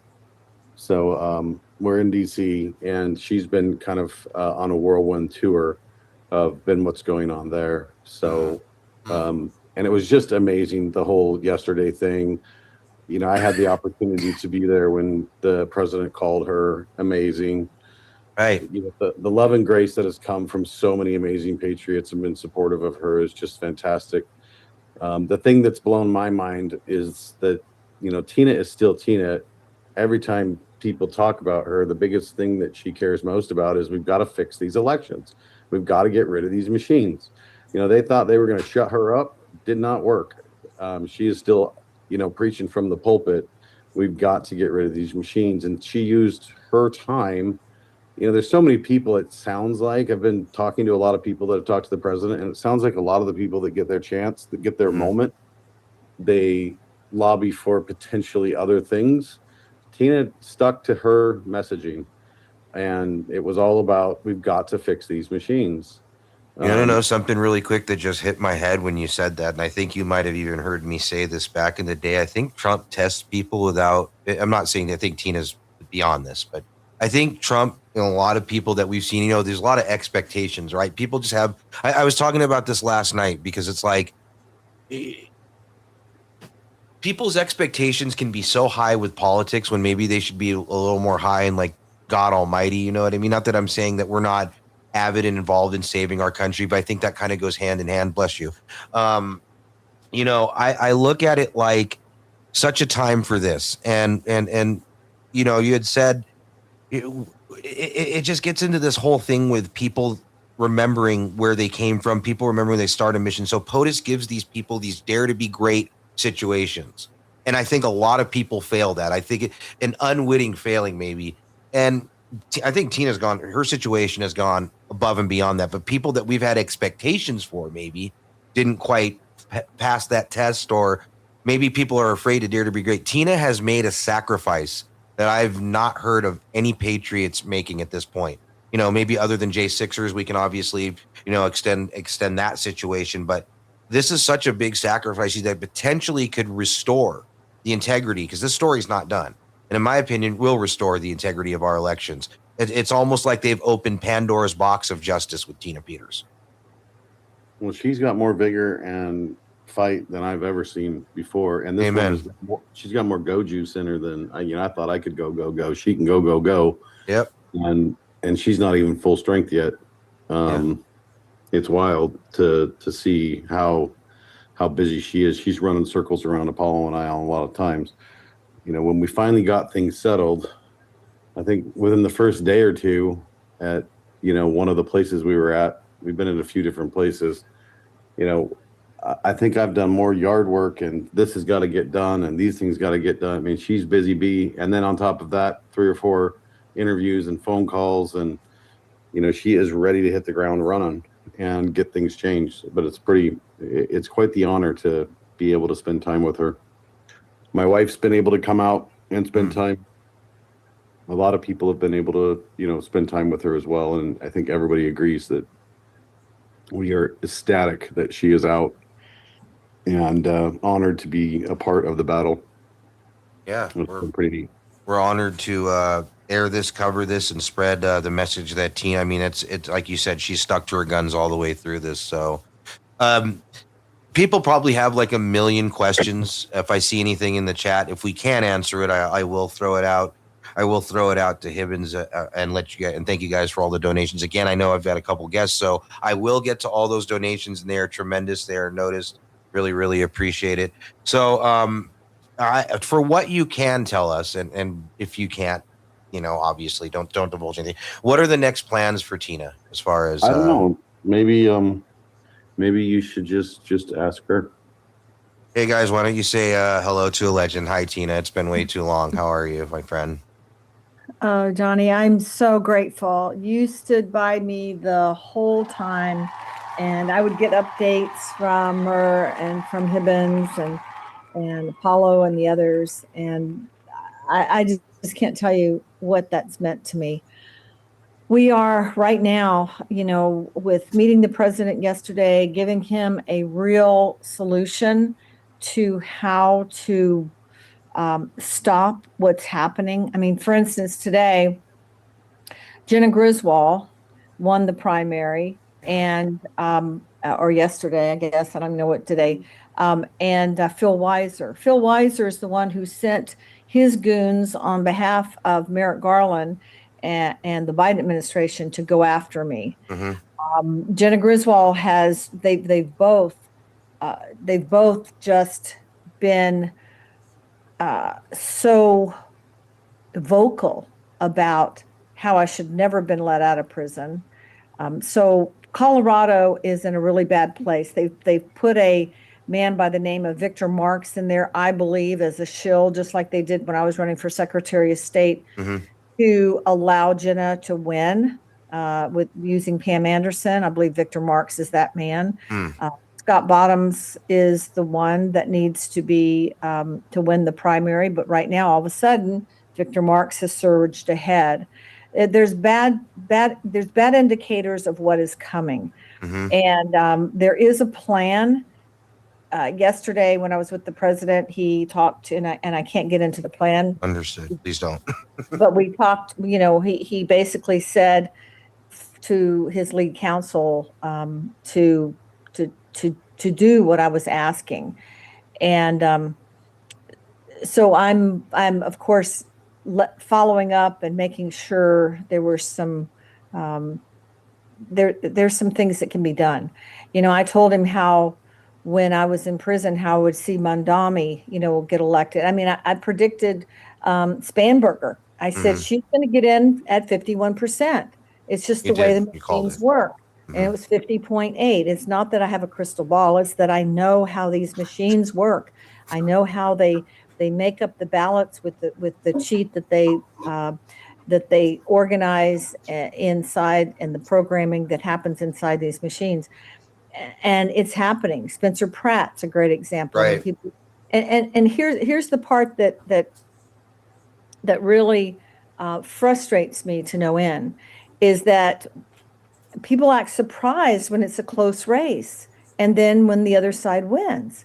It's not a surprise. No. Those of us in the know what's happening.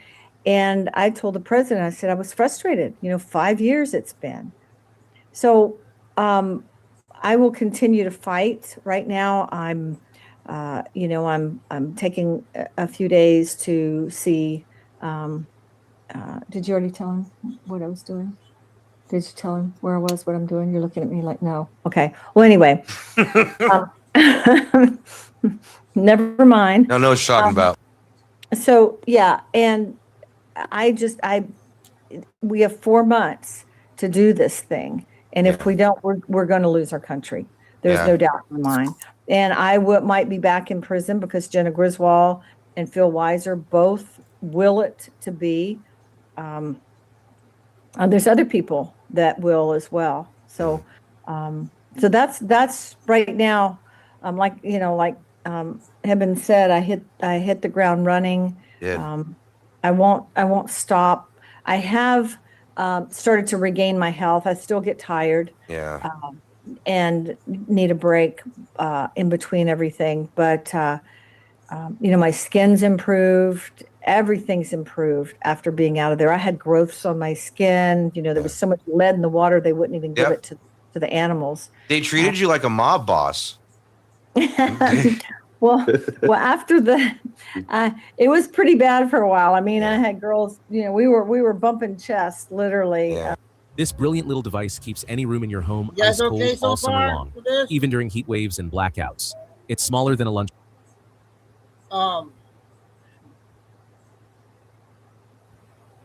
We're the only one. She's the only one that's giving us good answers.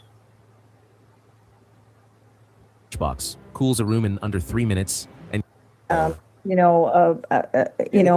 fights and women having to pull them off of me, and I wouldn't back down. And of course, they put out that video of me, defending yourself. Which believe it or not, after that, there's actually a funny story to that. There is. Go ahead. There is. So I would always joke with Tina about just throat punch him. And that was kind of the way we would end our conversations when she called me, as I would joke and tell her, just throat punch him. And so I when this whole thing went down, I was like, oh shit, they're going to go through all of our calls and they're going to capture every time I told her to throat punch someone. And then they're going to replay this. I can just see it in court now. Throat punch, all these times I told her to throat punch somebody. And then they're going to show the video of her, which almost looks like a throat punch. And I'm going to be like, I just got her in so much trouble. Good job, Hibbins. Great job. But luckily, they did not. And as they interviewed her, they looked at the video like Apollo had done his breakdown of it. They found her innocent, which was fantastic. Well, I appealed it. It didn't just happen. I had to fight. I had to fight to appeal it. I helped a lot of the ladies learn their rights in there, and I wanted to respect. When the DOJ came in and forced cleanups and things like that, are they aware of all that? Probably. I don't know if they are. We haven't really gone public with that. I knew a little bit, but I didn't really get it too much into detail. I always err on the side of caution, personally. Thank you. I think it's a lot of that. And I think we can probably safely say that I think everybody knew that the Department of Corrections was in Colorado. The majority of all prisons in Colorado were under Harmeet Dillon's groups, scrutiny and investigations. And until that investigation is complete, I think we have to be a little bit careful. But there was a lot of information, I think, that Tina brought to light around what was going on within the prison that very well likely helped that investigation. I think it's safe to say where the warden is now, and also the deputy. Gone. There's a few of these people that FAFO'd and did not work out too well for them. Yeah. So there was a woman who was a Satan worshiper who actually had a statue of Baphomet in her office. I was her target, and you know, I have some cute stories about some of the inmates in there. There's a little black girl, 19 years old, and she was tough. She was my self-appointed bodyguard. She was MJ, and she would call me grandma. She would follow me around, and they moved her to the other side of the yard, and she would yell out, "Free Tina Peters, free Tina Peters." And whenever she'd see me, she'd say, "Hi, Grandma." And anyway, "I love you, Grandma." And anyway, she got thrown in the hole. They took her tablet. They did things to her because they said, "You can't say free Tina." So there was a lot going on, but we do need to save our nation. I was telling Hibbins today that, we need equipment because we've been running into some things when we're working to do broadcasts and things like that we don't have. We're running kind of on a skeleton operation, and people are asking us to do more. So we're looking to not only, I still have several $100,000 back owed on. I've been working to pay my attorneys. I can't imagine as much. I mean, it's been multi-million-dollar, and people have been so good, but we still have, going forward, like he probably told you, going forward, we have the Supreme Court of Colorado, which, with these wins yesterday, I'm concerned about, but. And then to SCOTUS, which is a very big deal. And then our production costs. So I'm asking people if they can. If they can't, I understand. But if they can, help us out. And, I haven't asked for much. And people have have prayed and kept the story alive and been very generous. But we need to finish this fight. We have 4 months to go. And these are dire times. So whatever anybody can do, I appreciate it. TinaPeters.us is the place to go, and we've fervently pushed that. One thing I wanted to tell you, Tina, is every day when I would fire up, there is somebody in this chat that started a hashtag Free Tina for you, and they've just literally, like, we were pretty relentless. People were incredibly frustrated. People are already asking where they can help. TinaPeters.us, everybody. If you guys don't know, that is the best and only place, as far as I know. TinaPeters.us. Don't nowhere else. That's the only place. Yes, donate there. Yeah. So, let me just tell you this, because you reminded me yesterday when I was in the Oval Office, and then when the president, we were in having lunch for about an hour and a half, just me and 2 other people and the president. And we came out that somebody brought in a note and said, Marco Rubio is here, Mr. President, for the meeting. And so, he talked to me a little while longer, and the paper was sitting there, and then we walked out, and there was JD Vance and Marco Rubio. Where we were was a little dining room right next to the Oval Office. So we just opened the door and walked out the Oval Office, and they were all there. And he started talking about that people they got to be known. I got to be known as Free Tina. Yeah. And it's really cute. And I think I can probably finish this story. Okay. So the reason why she was known as Free Tina, once she got out of the Oval Office, we picked her up, and I don't know who the hell came up with the brilliant idea for us to go stomp around like somewhere, but we went to like the Fox green room over there where they like the main stage area, because somebody was going to do an interview. It wound up being that we were going to have to wait like 2 hours before they do an interview, and all of us were like, Tina's too tired, let's get the hell out of here, they can do this later.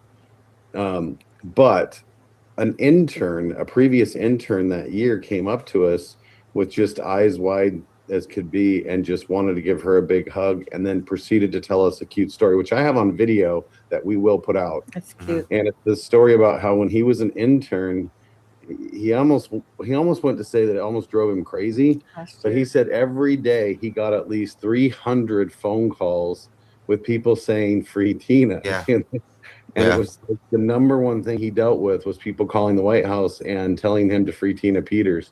He said there was hundreds of thousands of calls that came in just nonstop around free Tina. So that is what I think Trump actually calls you, free Tina.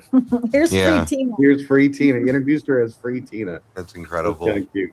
Yeah. Do you have questions for me? I actually have a lot of love in the chat for you right now. There's just people that are so elated to see you, and I can't tell you how incredible it is just to have you free and back with us.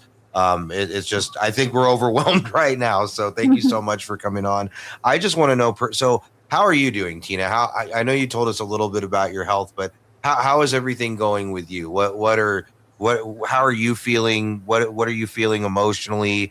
What have you taken from this experience? Like, I'm sure there was a lot of spirituality and faith that came into play in this. So if you can kind of give us an overview and like how you're doing, where you're at, and what a spiritual test this was for you. Well, I always say what God brings you to, he'll see you through. And we had a lot of very strong talks, he and I, in prison. But I'll tell you one thing, I've had steak just about every day since I've been out the last day. Steak and cucumbers, shrimp, and cucumbers, tomatoes, avocado, things that most people take for granted. I bet. And so I've seen my health bounce back, good water, clean water, not as much stress, even though this is a different kind of stress. Yeah. And spiritually, it took me to the very end of myself. It really did. But I never gave up hope. I knew God had a plan in it.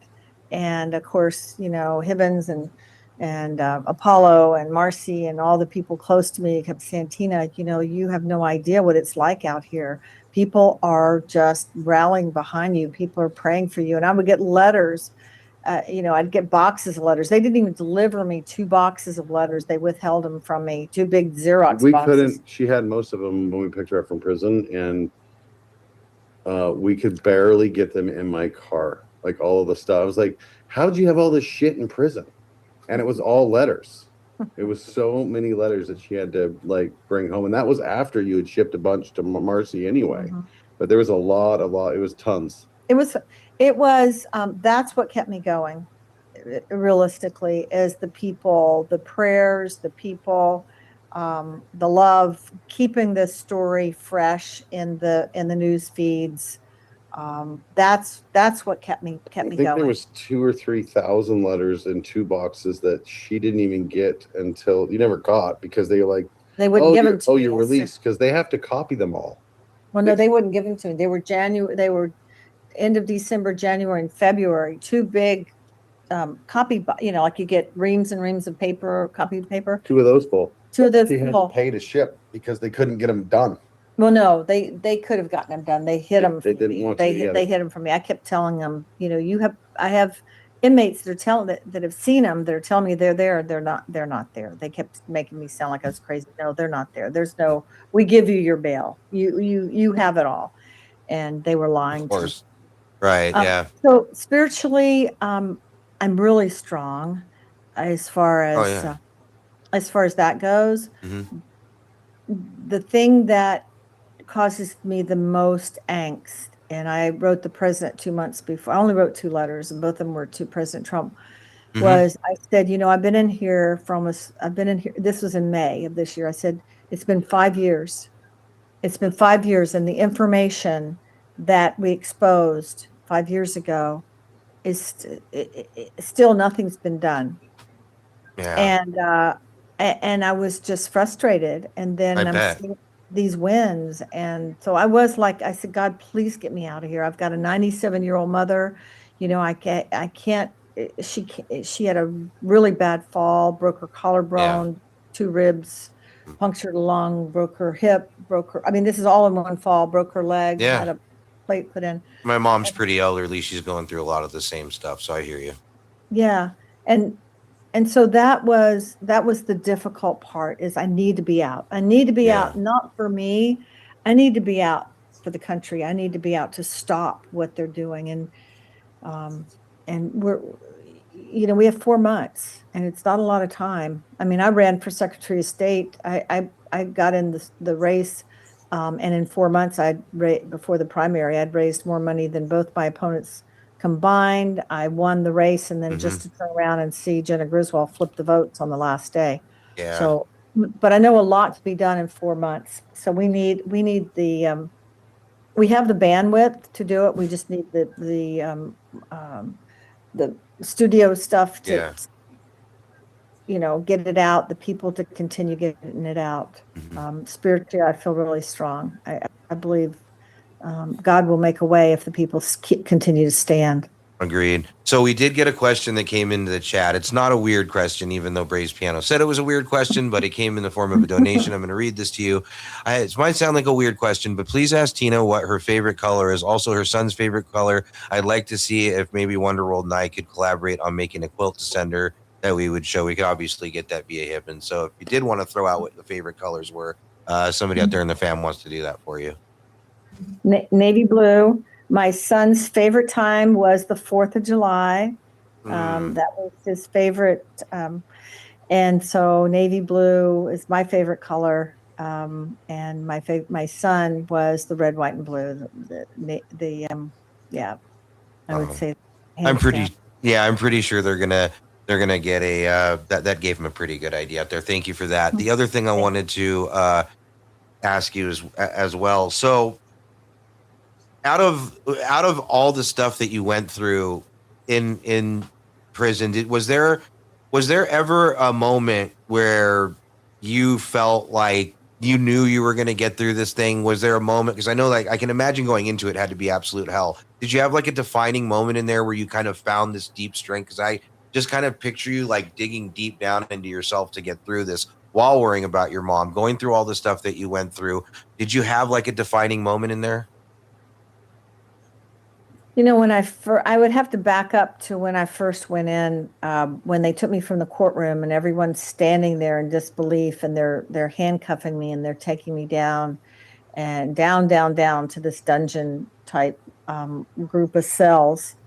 And then those big heavy doors closed loudly. They don't just close, they slam shut. And the finality of everything. And I just broke. Everything in me just broke, because I'd been so strong for so long. And then they kept me 12 days in holding, said that I was under whatever. They made up things, to torture me, keep me in.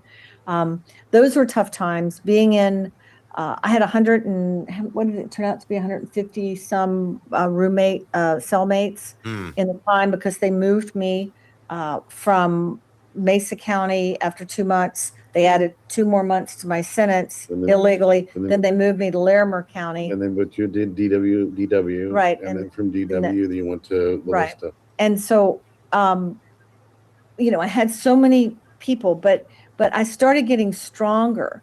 I was doing my show in Mesa County in the jail, because we could communicate with by tablet. I was doing my show, and they couldn't wait to get rid of me because I was causing so much trouble. Then I was Larimer County, and I told the girls, because there's no room in the prisons, because there's only 2 women's prisons, and they're both there's no minimum security. It's all maximum baby killers, murderers. It's really bad people. And because they don't have anywhere else to put them. Put you in with the worst of the worst for basically showing people how to save the country. That's incredible. Yeah, unreal. It was meant to kill me for sure. And so I was doing my show in Larimer, and they couldn't wait. I told one of the girls that I had become friends with, who ended up in where I was in La Vista. And I said she'd been there 14 months in jail, waiting to get to prison. Because once you've been in jail, you want to go to prison, because they're more set up for longevity instead of jail. Yeah. And she'd been waiting 14 months, and I said, "You watch. As soon as my time is up, as soon as my time is up, they're going to have me on the next transport out of here because they want to get rid of me. Sure enough, all these people have been waiting a year, 14 months. Boy, they took me right and put me right in La Vista. Yeah, same day. And so, and that's where the Satanist, the captain was who ran the prison. 16 minutes, you guys. 16 and more the minutes. warden was who really didn't do anything, let her run everything. And Their name. I mean, yeah, Captain Cordova. So we put in a song. we did put in a song. He made lots of songs. He has to play some of these songs for. He sent me a bunch of them. Has he sent you? Okay. Yes. So and I have actually played a few of them. So the thing of it is talking about the spiritual and the deep down things. I started getting stronger and stronger and stronger because I realized there were only so many times they could. I'd say, what are they going to do? You know, throw me in prison? Oh, forgot, I'm already here. You know, and then they were like, you know, somebody would say, well, I'm afraid for you. Listen to me. Listen to me. Listen to me. Listen to me. Why are you all in such a hurry to buy this? Since I got this product. You to help me do that. I'm afraid to do that. And I'd say, what are they going to do? Throw me in the hole? Oh, I've been there 5 times. Well, at that point, it was 4 times. So it got to the point where, and then I started giving these letters. We had stacks of letters that the girls were sneaking to me, coming to me saying, can you please let someone on the outside know this? Can you please let them know this? And so I was getting them out. And then they started seeing things happening. They started seeing that the mold was getting cleaned up. They started seeing that the lead paint was getting painted over, and just things were happening. And so then and then I got the captain moved to another prison, and then the warden quit. He quit. And so it started getting, even though it was bad, it was really, really bad, because they would not put me in incentive units. They would not put me in places that would have made it easier. I was, you know, like I said, I would. There's a point you couldn't get a fucking decent mattress at one point, right? No mattress. It was, finally got a mattress after the DOJ started getting involved, and they remember were like, that. And so I guess the answer to that would be, you learn to overcome no matter where you are. It was horrible. Every day was horrible. There would be fights in my pod, women going to it, being thrown in the hole, loud. The amount of volume of that place was maddening. You couldn't get away from it. It was maddening. That's probably the biggest trigger on the outside that I've noticed with her. This woman's got a lot of patience, but a lot of chaos that reminds her of the catty, you know, chatty, talking loud. Or there was one specific, it was a few days ago, we were somewhere. Where was it? It was that woman at the restaurant, or some restaurant we were at, where she was talking so loud. Yeah. Like having a conversation on her phone. So the whole entire fucking restaurant could hear everything. Right. And It was when we got our pedicure. It was when we got pedicures, yes. Tina took me to get a pedicure in. And the lady was there so loud. And Tina was like, this is what it's like in prison. We knew her whole story. You know, and you didn't want to. We didn't want to. Who she was on the phone with, because she kept repeating the person's name, and that's what she told me that prison was like. She said, but extend the distance by like 50 feet. Yeah, and then of course there's the white torture with the lights and the maddening stuff all night, and just the craziness that you have to deal with. That's crazy. So I'd have another question for you. So you mentioned elections. And I know there's stuff that we can't talk about, but there is a concern that you brought up that I think correlates to this that we can get into. There's apparently somebody got elected in Colorado that's a socialist. I found that very, very bad. I think we could see what's going on with New York City. This is probably a part of the alarm that you're sounding, right? Because I'm seeing the same thing that you are. And communism is bad. Okay, everybody, communism's real bad. So what are your thoughts on all this? These quote progressives, they're not progressives.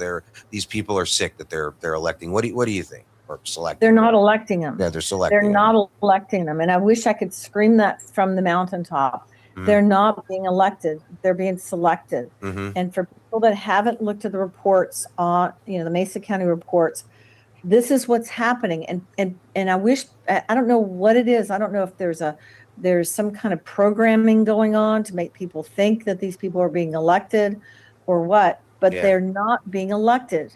There's the fraudulent cheating, using the machines and using the mail-in ballots and the registration. All you have to do is look at the people coming after me, and you know who the criminals are. You know, like David Becker with Eric and Sear. You know, with the registration databases. You know, the Dominion and ES&S and Hart and all those with the voting machines. You know, the mail-in ballots, the defense of the mail. We should be able to pass the Save America Act. Why is that not? Because Maduro and Delcy Rodriguez and her brother Jorge, we know, and the whistleblowers that have come out and said that they are picking who they're manipulating the machines. So we know. I'll talk to you offline about this, Tina, but I think Hibbins may have told you, but I know you've been dealing with a lot of craziness lately. But one of my best friends was just at the White House. I had a hand in getting some of those hostages released from Maduro. My friend did 300 days in a place called Casa del Sueño, which is a torture chamber. So I know a lot of stuff. We'll talk offline a little more about Venezuela, definitely. I'd like to know, because I think a lot of the things that he isn't aware of. And so whatever I can do to help with that. I did ask for a pardon for a friend that I've known for a long time who deserves it. He was involved in the I don't know if you remember the gun. What was that called? Fast and Furious. Yeah. You know, all of Eric that Holder. was unlawfully framed for tax evasion. Oh, and shit. Sent to federal prison and still carries those felonies, but he's out now. But we need to fight. We need to bring out this stuff. We need to not be afraid. You know, I mean, I've got the people that have come at me the hardest that are now being put in power in Colorado. I have nowhere to go but in the belly of this beast. And you know, I can't. People can't worry. Now's not the time to worry about your life. You know, or being thrown in prison. You need to stand up. Stand firm. Yeah. And I've said this, the sacrifice that you've made, Tina, should serve as a huge lesson. And just, I think it's just just such an amazing point to focus on and success of you coming through the situation. Like you said, God will lead you to it.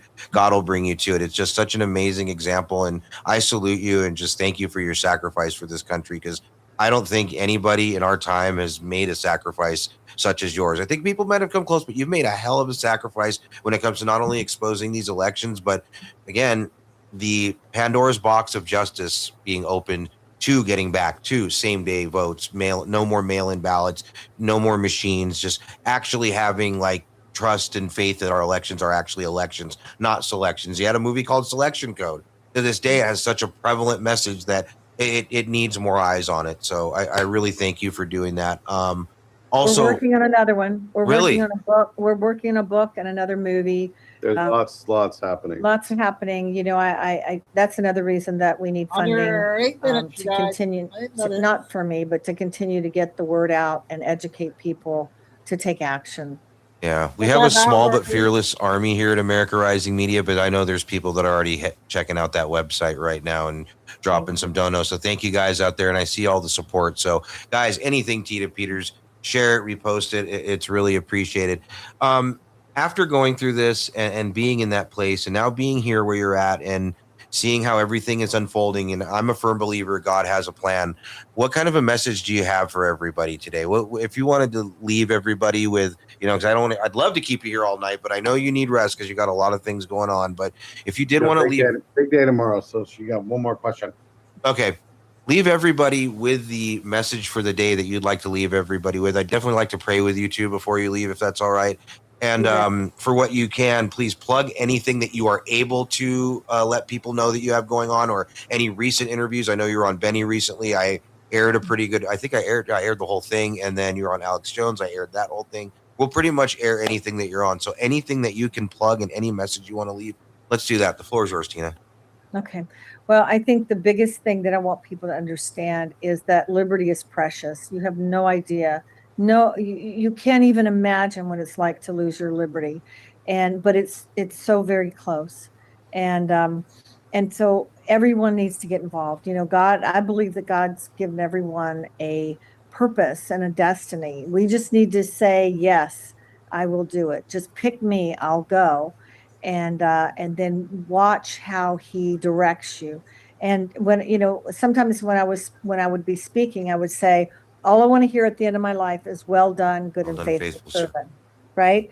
And one day I heard the Holy Spirit in my head, and he said, read the rest of that scripture. And being a good Berean, I took the rebuke and I said, okay, because it says, because you have been faithful in small things, I will give you governance over much.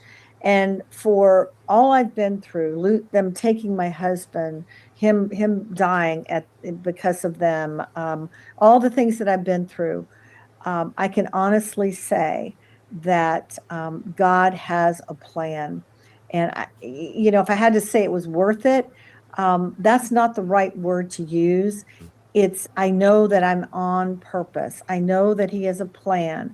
I know that I'm walking out that plan. And I knew that when I had lung cancer, and had a third of my lung removed. And I looked up to God in 2016. I said, a year before my son died, actually.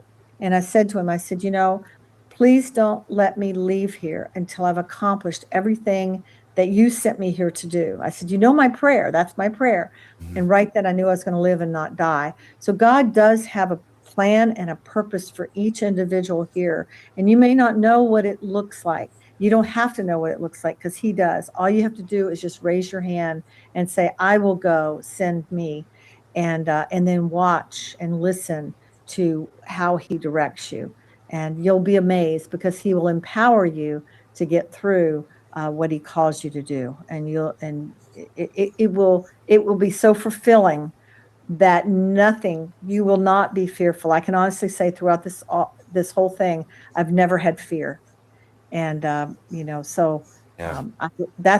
is, if I could get one message across, I would tell each and every person to please reach inside, pray, tell God, pick me, whatever it is that you want me to do, I will do it, because he does have a destiny and purpose for each person.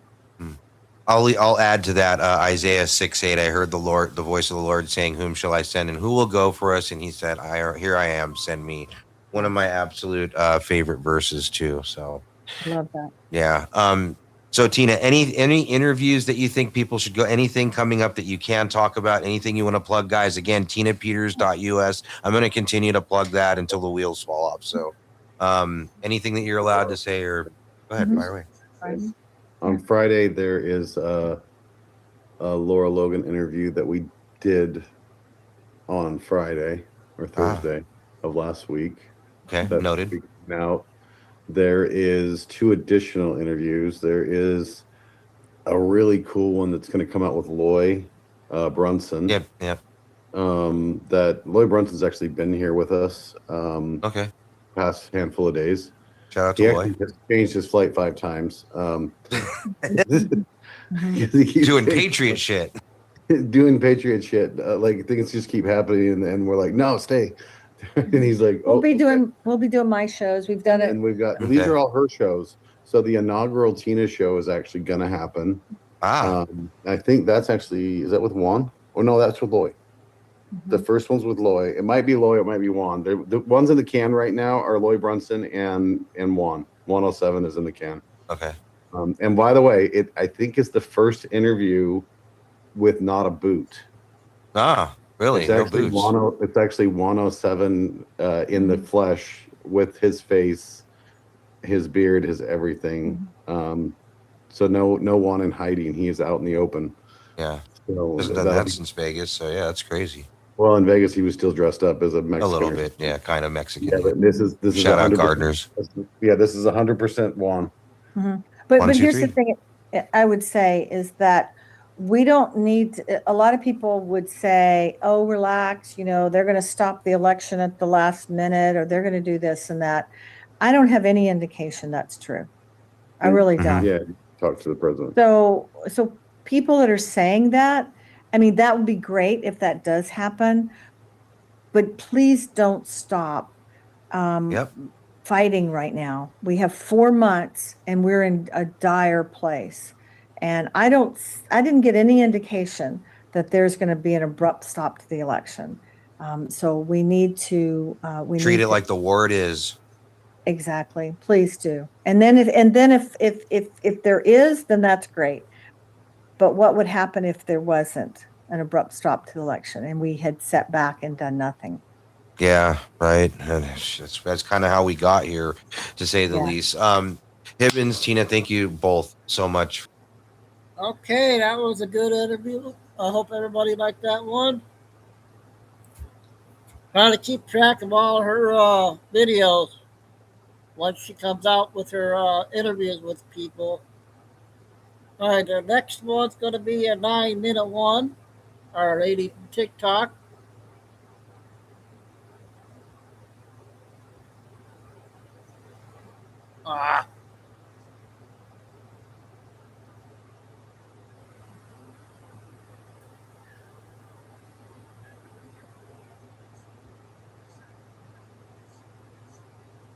And I got one Benny and I got one Trish video. Oh.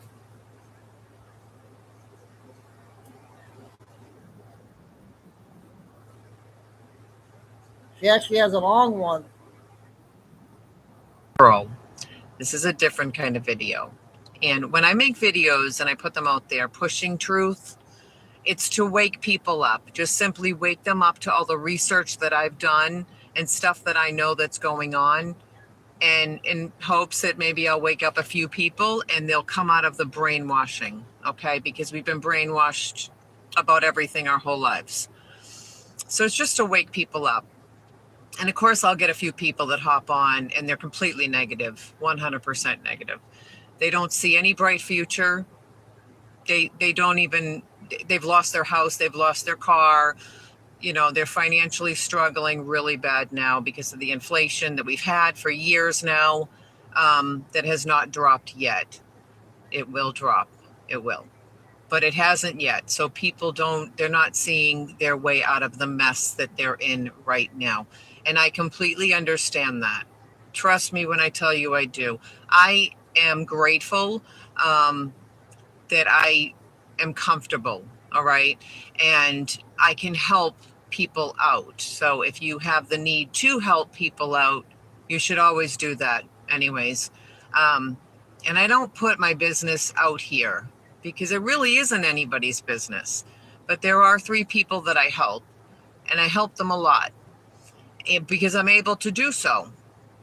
But there's a limit. Sometimes, you can only do so much when you're helping more than one person. And there is a situation of somebody that is an acquaintance. It's not a friend of mine. And she has been really struggling. And I live in Florida, as some of you know, and it's brutal here. Okay. She's been living in her car with her 2 dogs. And I've been helping her for the past probably 4 months. Like I said, I don't like to put this stuff out there because I don't help people to brag about it. That's not cool. But she's in a situation where she had an apartment and she lost it because her roommate could not afford her end of it and had to leave. And the rent was almost $2,000 because that's what the rents are now. She ended up losing the place and had to go in her car with her 2 dogs. How she's doing it, I don't know. I really don't. The Florida heat is brutal. The humidity makes it feel like it's 120 degrees here daily. Okay. I don't know how she's doing it. I really don't. But she's in her car, and the little truth books that I write to push truth out there, these little books are $7. After the fees are taken out from the company that ships them and from PayPal, she's left with $3.25. And I say she because every book that is sold goes to her. This gets forwarded over to her to help her. I I don't need the $3 that comes in for a book, or even if people purchase all the books. I don't need that. She needs that. There's people out there that need that to survive. She's in a situation where she's in her car with 2 dogs. She started Ubering or DoorDash, or maybe it was both. I don't remember. I think she said both. And there were complaints. People reported her to the companies because the food was delivered with animals in the back seat. And they saw this and they reported it. They didn't want their food to be delivered with animals around it or whatever. So she can no longer do that. So she's been in a real bad situation, a real bad position, to where she's in her car. So how do you make money? You have your animals. She doesn't want to give her animals up. And I understand completely. I would never give mine up. So she's in a bad situation. And the money that I get from my little tiny books, I give to her to keep a little gas in her car.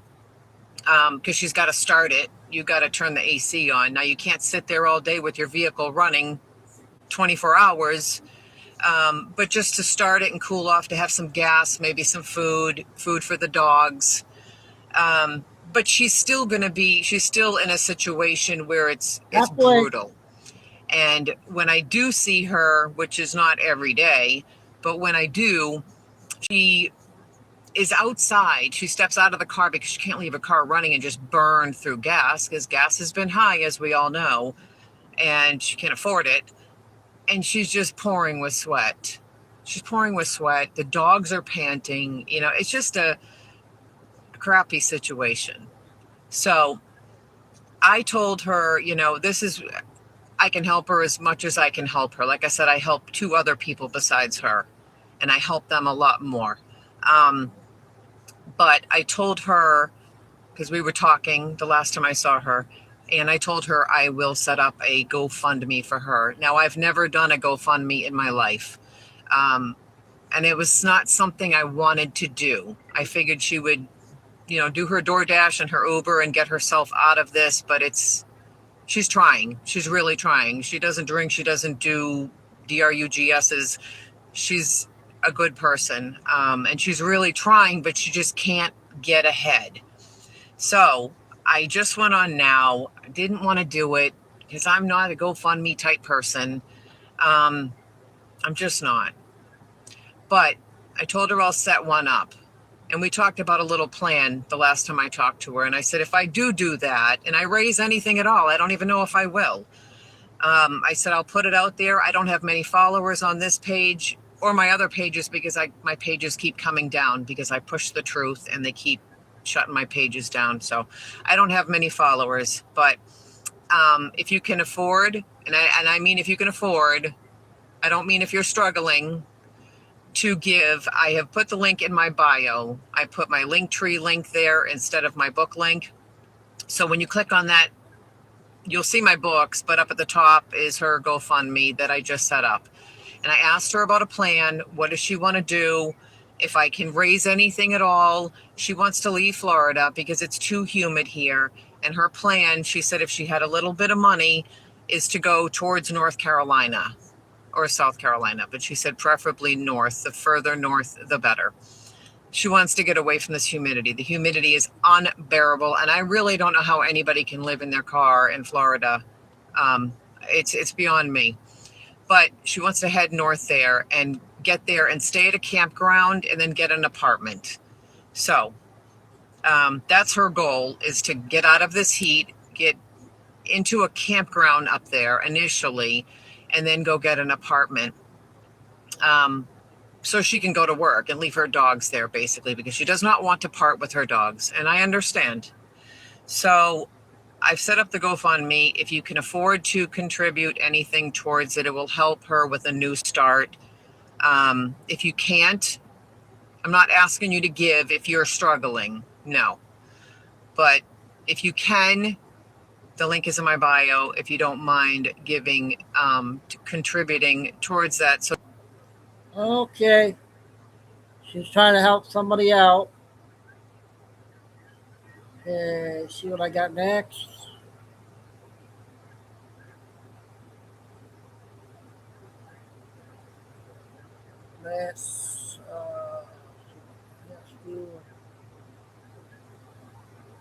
Let's do a mini.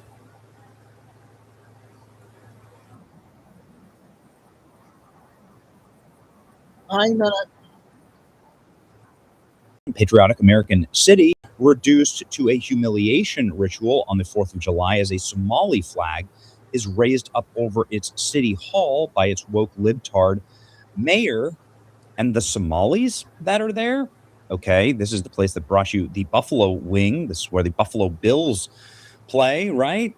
Buffalo is one of those iconic American cities, but they're not even doing a fireworks show this year for the 4th of July. But after exploring, Buffalo says fireworks are not in the cards for this year's 4th of July. Officials that tell us the idea had been in discussions, but after exploring potential locations, a safe and widely accessible viewing area could not be found. As a result, there will not be a downtown fireworks display this year. Oh, okay. See this shot? See how it's like right there? And like over across, there's a bunch of water here. What you do is you just float a barge out in there and do the fireworks show. Well, what do you mean a safe and accessible spot? It's a humiliation ritual. They're banning the fireworks show because they hate America. They don't want to spend the money on celebrating America. And so there's been enough control taken over that they'll fly the Somali flag outside of City Hall, as there it is. Buffalo has one of the most gorgeous city halls, Art Deco, incredible city halls in all of the country. And then they'll cancel your fireworks show. Canceling fireworks in American 250 to fly a Somali flag. Buffalo just told everyone exactly where their loyalties lie. People are actually calling for all federal funds to be cut off from Buffalo for doing this. These are like, this is civil war, right? This is secession activities, right? And so anyway, this is not America. America is not Somali. Well, something incredible has happened, ladies and gentlemen. A patriot, probably, I don't know, are you watching it right now? Which one of you did this? A patriot went and stole the Somali flag out in front of the Somali City Hall in Buffalo. One day, it was up for a single day, 24 hours, and now it's gone. Somali flag update. Buffalo's socialist mayor claimed that he couldn't find a site for the fireworks to celebrate the 4th of July. Oh, yeah, really? What about all the other 250 4th of Julys that Buffalo, New York was one of the original colonies. What about all those other times that you found a place? What about the last 250 times that you set off fireworks for the 4th of July?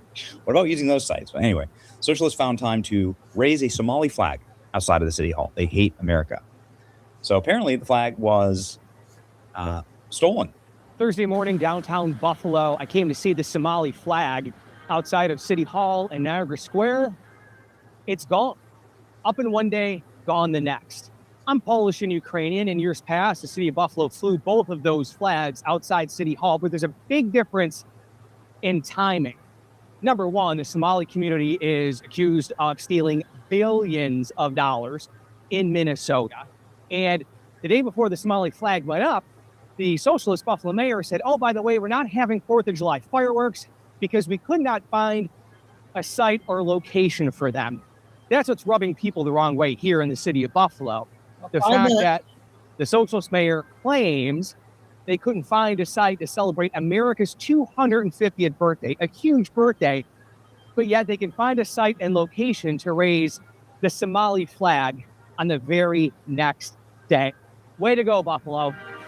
Yeah, it's gone. Flag was stolen just hours after it was raised to mark Somali Independence Day. America's been overrun by third world illegal immigrants, and liberal John James wants thousands more. Let's have a giant game of capture the flag using the Somali flag that are being raised. And this is not the only place. They raise a Somali flag in Minneapolis, obviously, and in Boston. These are some of the other places that were raising Somali flags on level with the American flag. That should be a deportable offense. Somali flag stolen from flagpole in Niagara Square. Investigating. Here we go. The Somali flag was stolen from a City of Buffalo flagpole in Niagara Square just hours after it was raised to honor Somali Independence Day. A statement from Mayor Sean Ryan says vandals broke the pole access panel, cut the cable, and removed the flag overnight in the hours of July 1st. Patriot, patriot, patriot. Patriots in control. Patriots. A flag-raising ceremony had taken place earlier in the day. So they didn't even last 24 hours. The group Keel International has raised the Somali flag at Niagara Square for at least the past 4 years. The administration said the pole flying the American flag stood parallel to the secondary flagpole. No flag should ever fly at the same height as the American flag in America.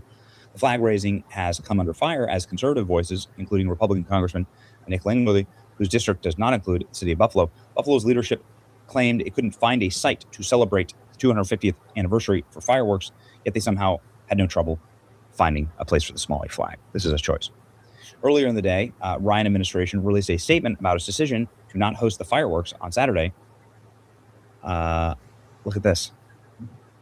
After exploring potential locations, an appropriate site cannot be identified. What a bunch of scumbag. Erie County Republican Committee Chairman Michael Cracker, his name's Michael Cracker. Okay, good for you, dude.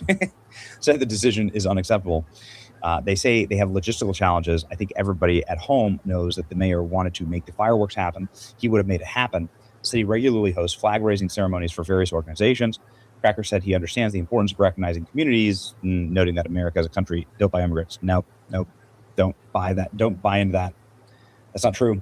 The migrants of today to get welfare are not the immigrants of yesteryear that actually settled this nation. There is no connection to that at all. Third world parasitic migrants have no connection to my ancestors or your ancestors that actually built this nation. America's 250th birthday, Boston and Minneapolis chose to fly Somali flags. Absolute betrayal. Columbus, Ohio was forced to back down after a massive firestorm. They were going to fly a Somali flag. Now the Somali flag has been stolen in Buffalo. This should happen to every Somali flag across the country. Big game of capture the flag. Come on. The city of Buffalo's flagpole. This is the woke socialist mayor. Unknown vandals broke the access panel. City of Buffalo Police Department is investigating the incident. The flag had been raised by organization. The flagpoles are available for use to the public. Blah, blah, blah. Buffalo is proud, diverse city. Our administration committed to honoring the diversity. Okay. But not honoring America because you canceled the 4th of July fireworks. Buffalo, New York Democrats are furious after someone ripped down the Somali flag. Far left Mayor Michelle Wu, she's a total nightmare. She's going gaga over independence, but just not ours. I'm happy to be here with you to raise a flag to celebrate Somali Independence Day. Somalia's Independence Day serves as a powerful symbol of freedom. They know what they're doing. And then the enduring fight for justice. I, Michelle Wu, Mayor of the City of Boston, do hereby proclaim Friday, June 26, 2026, to be Somali Flag Raising Day in the City of Boston. And they know what they're doing. They're doing this on America's 250th birthday. And they're doing it on purpose. It's a humiliation ritual. And we shouldn't allow it to continue. So, giant national game, capture the flag. Anyone? Sounds like a great 4th of July new tradition in this country. Greatest country on earth. It's your boy Benny. See ya. Okay, we got one video, and I got a 5-minute one.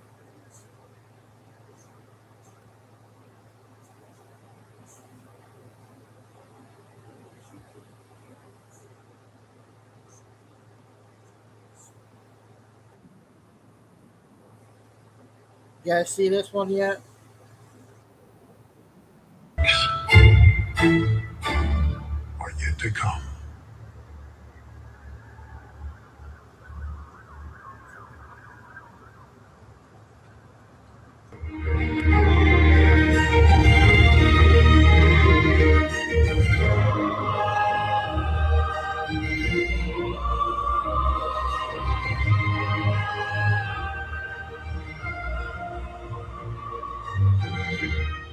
On a windswept beach in North Carolina,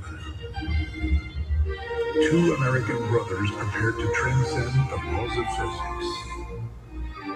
With a sputtering engine and the handmade craft of canvas and wood, the Wright brothers lifted mankind into the sky. In the clouds above, the world grew smaller, and America grew greater than ever before. But for the United States, the sky has never been the limit.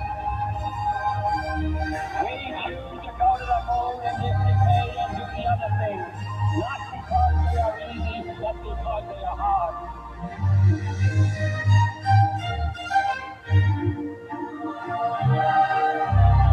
Ignition sequence starts. 6, 5, 4, 3, 2, 1, 0. All engine running. How's this one?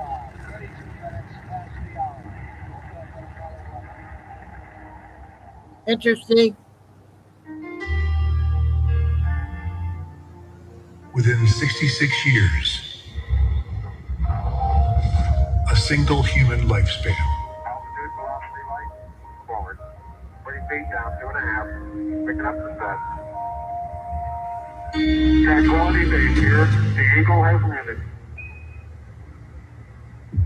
American astronauts broke free from the Earth. That's one small step for man. Stretched their hands through the endless void. One giant leap for mankind.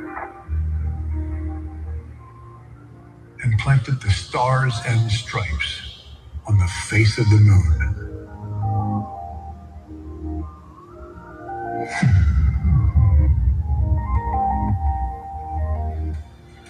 America brought mankind into the space age as we took our place among the stars. A new revolution began here at home. Computers born in a Pennsylvania lab opened a new frontier. Americans linked the world with the internet, putting the light of knowledge within reach of all. We pioneered new technologies and new industries, sparking the greatest explosion of prosperity the world had ever seen. Now we stand on the threshold of yet another frontier. Artificial intelligence, robotics, quantum computing. America is once again forging the future and shaping the centuries to come. The pioneer spirit of the American people brought us across oceans, established a nation in liberty, drew us across a continent, and raised us into the clouds. It still beckons us to begin new journeys of discovery, daring us to once again dream the impossible and imagine the wonders waiting among the stars. And perhaps someday, our descendants will plant the American flag on distant worlds, carrying the light of liberty to the farthest corners of creation, reminding all generations that for the United States of America, there is no frontier too far, no dream too bold, no horizon beyond our reach.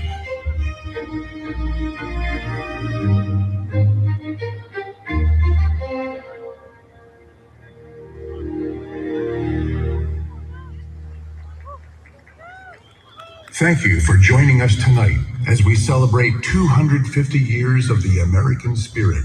And thank you to our presenting sponsor, the Museum of the Bible.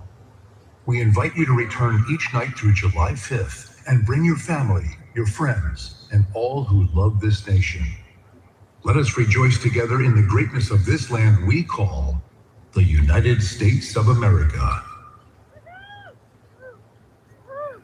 Yeah, I thought that was a good one. I got 5 short ones, about 5 or 6 short, and I just got a brand new Kennedy that just came out 5 minutes ago. So we'll end it with Kennedy.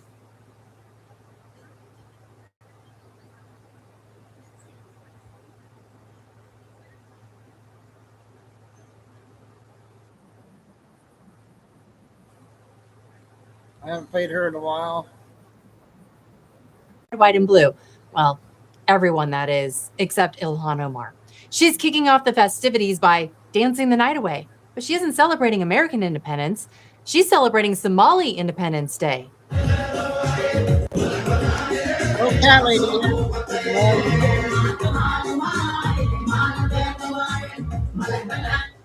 You almost have to admire the timing. America's about to blow out 250 birthday candles, and one of our own members of Congress shows up to somebody else's birthday party. That's like your wife throwing your birthday cake in the trash because the neighbor's goldfish is turning 2. Maybe Somali Independence Day should be celebrated in, I don't know, Somalia? Because it seems like some people will do just about anything to celebrate Somalia, except actually live there. And while you're here, if you're planning on celebrating America this weekend, hit that like button for me and let me know what you're doing down below. Love to hear your plans. Now, the Congresswoman took to X to fire back. She writes, quote, always a joy to celebrate Somali Independence Day on Lake Street. Contrary to right-wing trolls, Somalis are helping Minnesota thrive. Ilhan Omar isn't just celebrating these events. She's helping drive the momentum behind them. And she doesn't have to push hard to get Mayor Jacob Fry to play along. He hit the stage like he was auditioning for Somalia's Got Talent. In Minneapolis, we love our neighbors. In Minneapolis, we do not see you as immigrants. We see you as our family. Walalayang. Walalayang. You're our brothers. You're our sisters. You have done so much for this incredible city, and for that, we stand with you. Did you catch that? We don't see you as immigrants, we see you as family. That's a nice sentiment. But here's a crazy thought. Can we be America's family first? Because lately, some politicians seem more excited waving everyone else's banner than celebrating the one flying over the Capitol. America has always welcomed immigrants. That's one of our greatest strengths. Millions came here because they believed this was the greatest country on earth. They worked hard, learned the language, embraced the culture, became Americans, and we're proud to say it. Now the message from too many politicians is different. Instead of welcome to America, it's don't change a thing. We'll change America instead.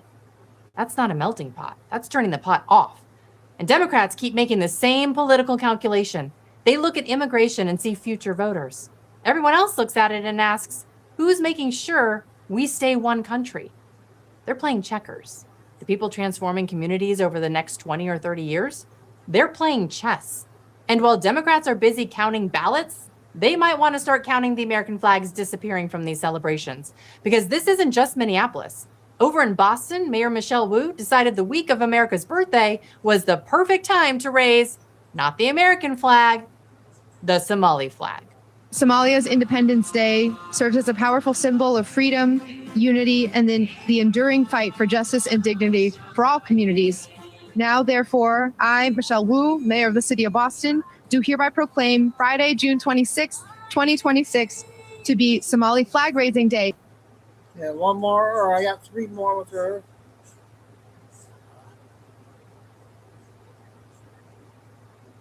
I'll try to come back tonight, you guys. I'll see how it goes.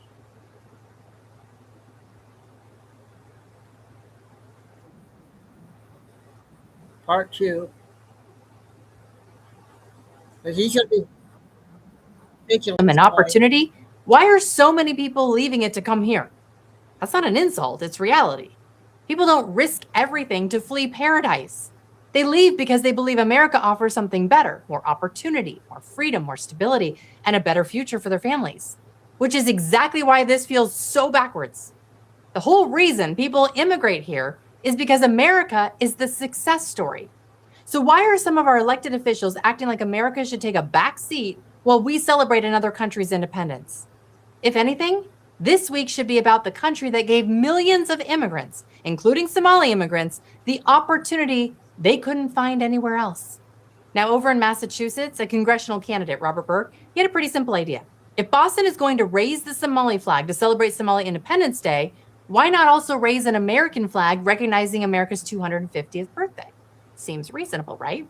Burke even posted on X, quote, "I'm down at Boston City Plaza right now waiting for Michelle Wu to raise the Somali flag at Boston City Plaza. I think it's fair if she's going to raise that flag of a foreign country celebrating their independence. I think our flag with the 250 number on it should also be raised. What do you think?" Now I know, what a radical proposal. Raise an American flag in America in front of an American government building. Next thing you know, somebody's going to suggest serving hot dogs on the 4th of July. Look, this really isn't that complicated. City Hall isn't supposed to look like the opening ceremony of the Olympics where every country gets a flag. It's an American government building. The American flag shouldn't have to audition for a starring role.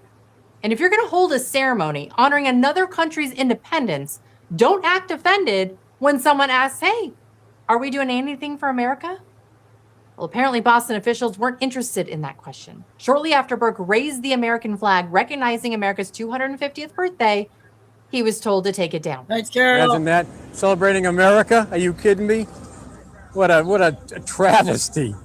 What a travesty. Yeah. What a travesty. Making me take the flag down. The city of Boston complained. Terrible, terrible. Put that Somali flag up in 2 seconds. It's awful.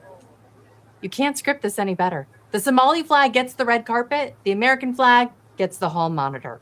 Some poor city employee probably had to sprint over there like, sir, you can't just go around celebrating America without a permit. I mean, imagine explaining that to the founding fathers. Good news, gentlemen. America made it 250 years. Wonderful. How are we celebrating? Well, first we're raising another country's flag, and then we're asking people to take down the American one. I think George Washington would have looked around and said, I crossed an icy river for this? I mean, honestly, if hanging an American flag during America's 250th birthday celebration is somehow the controversial part, we have completely lost the plot. And here's what makes this even crazier. After officials told Burke to take down the American flag, you know what was still standing? The Somali flag, right across the street, flapping proudly in the Boston breeze while the American flag, celebrating America's birthday, had to go. But Boston wasn't the only city trying to outdo itself. Over in Buffalo, New York, City Hall also held a Somali flag raising ceremony. And here's the kicker. It happened just one day after the city announced it was canceling its annual 4th of July fireworks.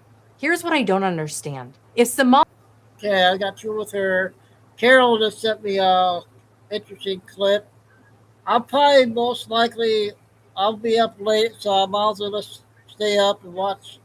Because we're not sure what Trump's going to say tonight, since it's the day before the 4th. Hopefully something big will happen tonight. But I'm going to probably set it for 9 o'clock. 9 o'clock. This is only a 17-second clip that Carol sent.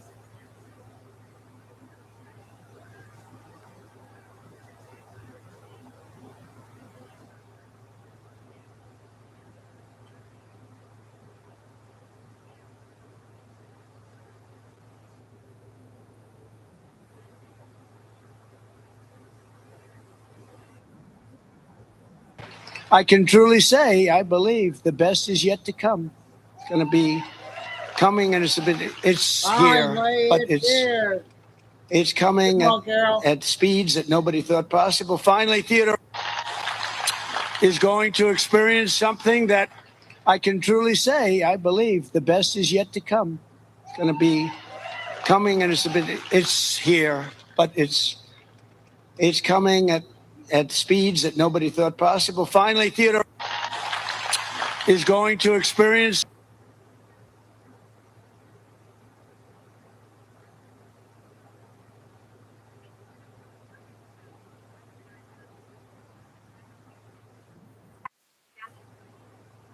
Okay, next mom here.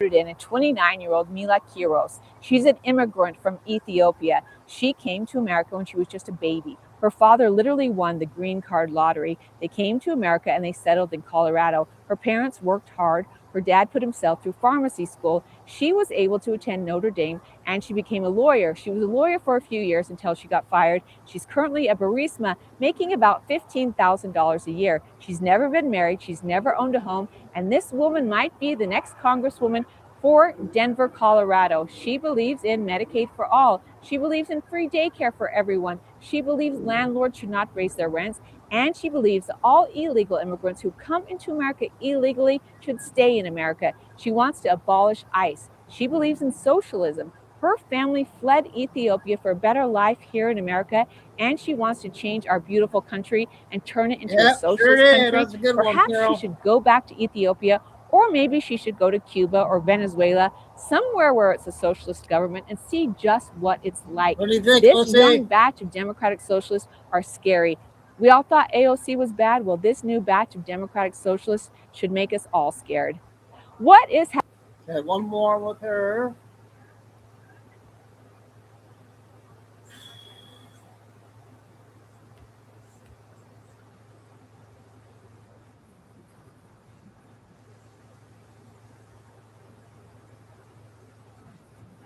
Shut down today by the Supreme Court. Did you know that in the year 2023, 320,000 babies were born here in America to illegal immigrant mothers or mothers who were here on temporary visas? Breaking it down, 245,000 mothers who crossed the border illegally into America had their baby here. That breaks down to 670 babies born every day, and every 2 minutes, one baby is born to an illegal immigrant mother. President Trump's executive order said that in order for a baby to receive American citizenship, one of their parents had to be born an American citizen. Apparently, the Supreme Court didn't agree with that. The 14th Amendment came about in 1868, so that Black slaves having their babies born here in America automatically became an American citizen. 1868 was a long time ago. Joe Biden flooded our country with mothers who came here just to have their babies. I and my son met many mothers at the southern border who came into America illegally to have their baby. They told us they came here to have their baby, and we also met many mothers who had newborn babies at shelters all over America. We paid for their babies to be born. Since their babies are born here in America, the mother's still entitled. Many of them receive American welfare. We are paying for them. People should not feel like they have the right to come into America just to have their baby so their baby can get American citizenship. President Trump tried to put a stop to that, but the Supreme Court said, nope, let's keep it going. Let me know your thoughts on this one.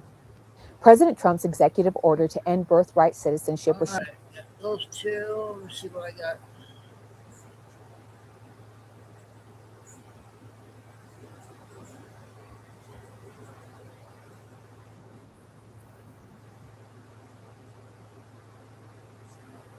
I missed it.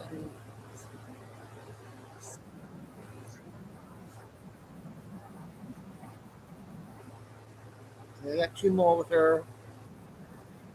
No buildup, no context, just a cryptic message that had everybody scratching their heads. At the time, we thought it was just the president being the president.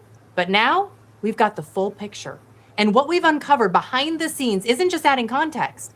It's sending a massive shockwave through Washington. And honestly, the Democrats are starting to panic.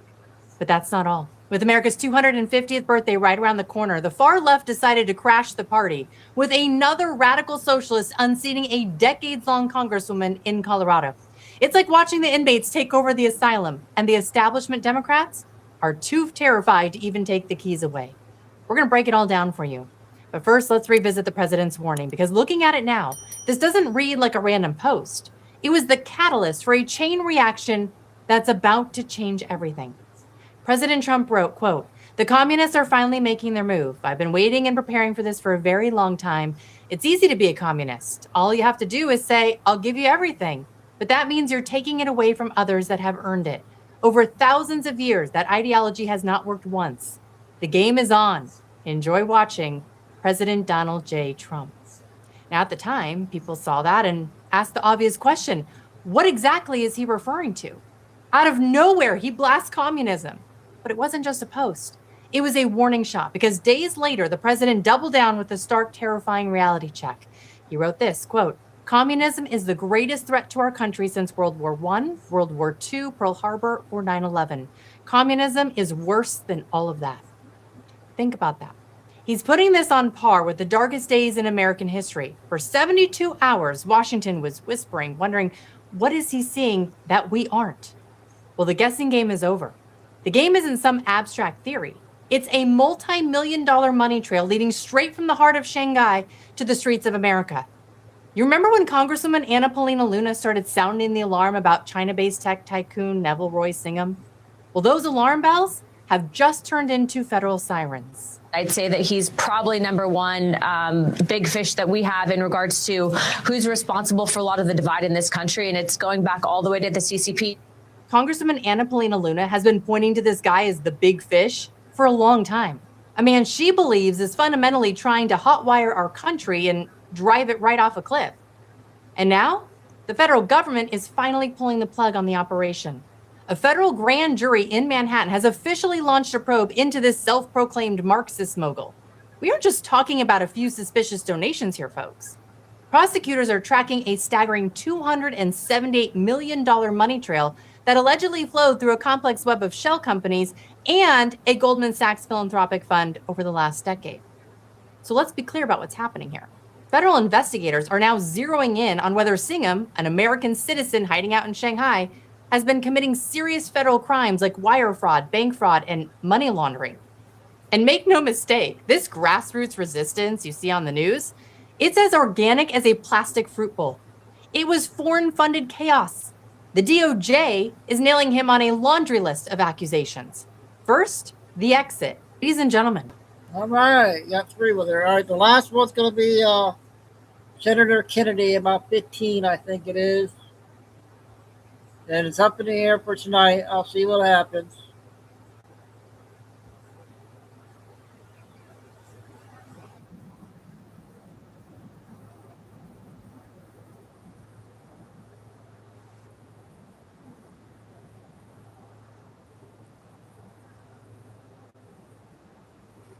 Twelve minutes.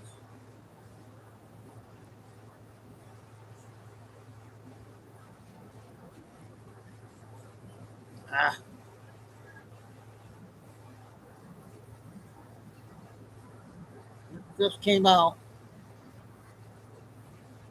Austin pay. Where are we going to get the money to do that? That's not my policy. You don't think we ought to do that? I'm sorry.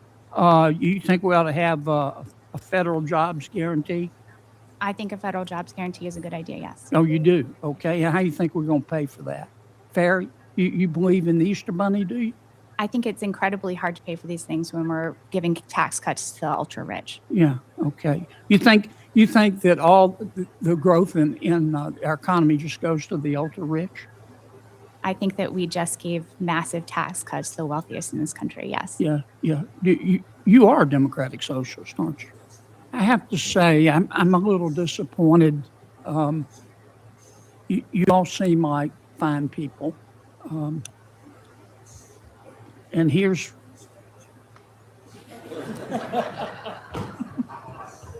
And Mr. I can't see, Mr. Carbone, you seem to be here to promote cryptocurrency. I love cryptocurrency, but I don't think that's the problem with our economy.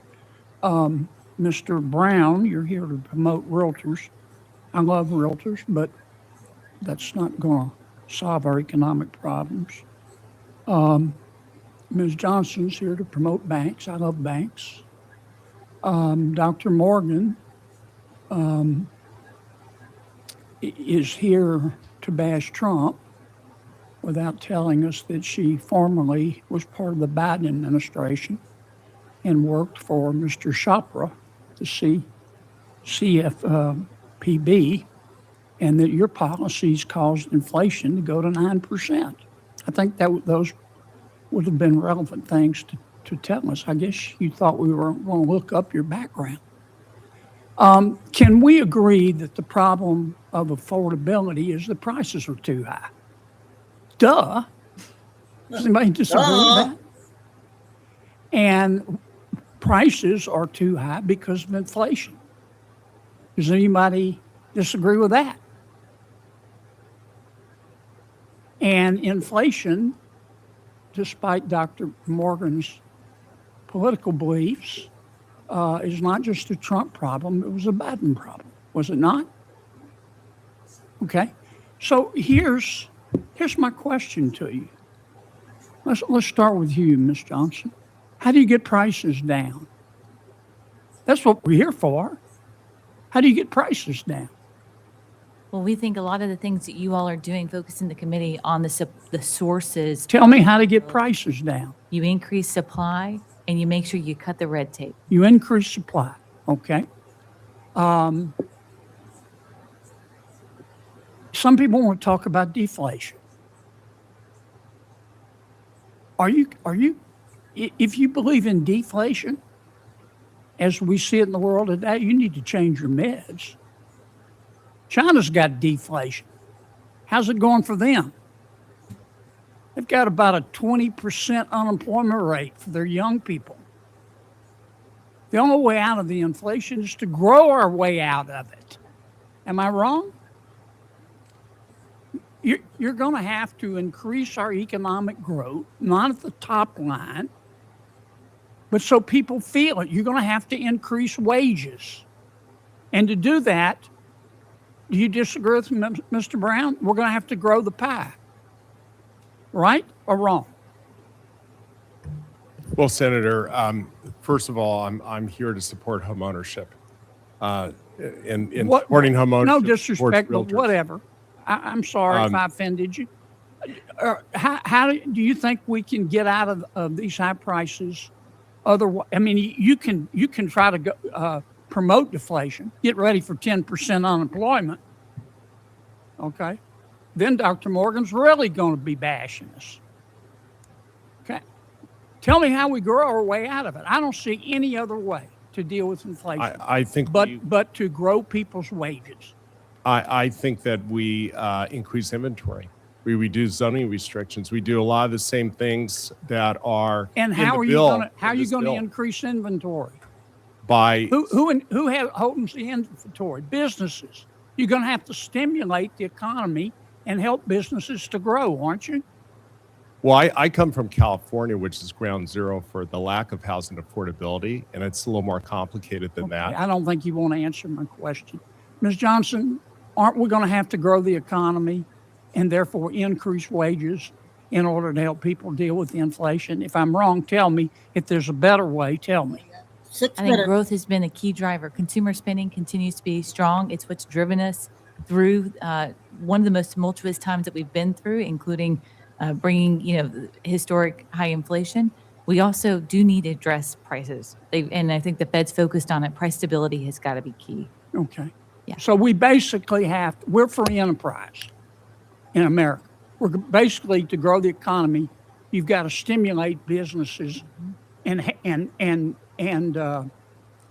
try to direct labor to share in the growth. Is that right?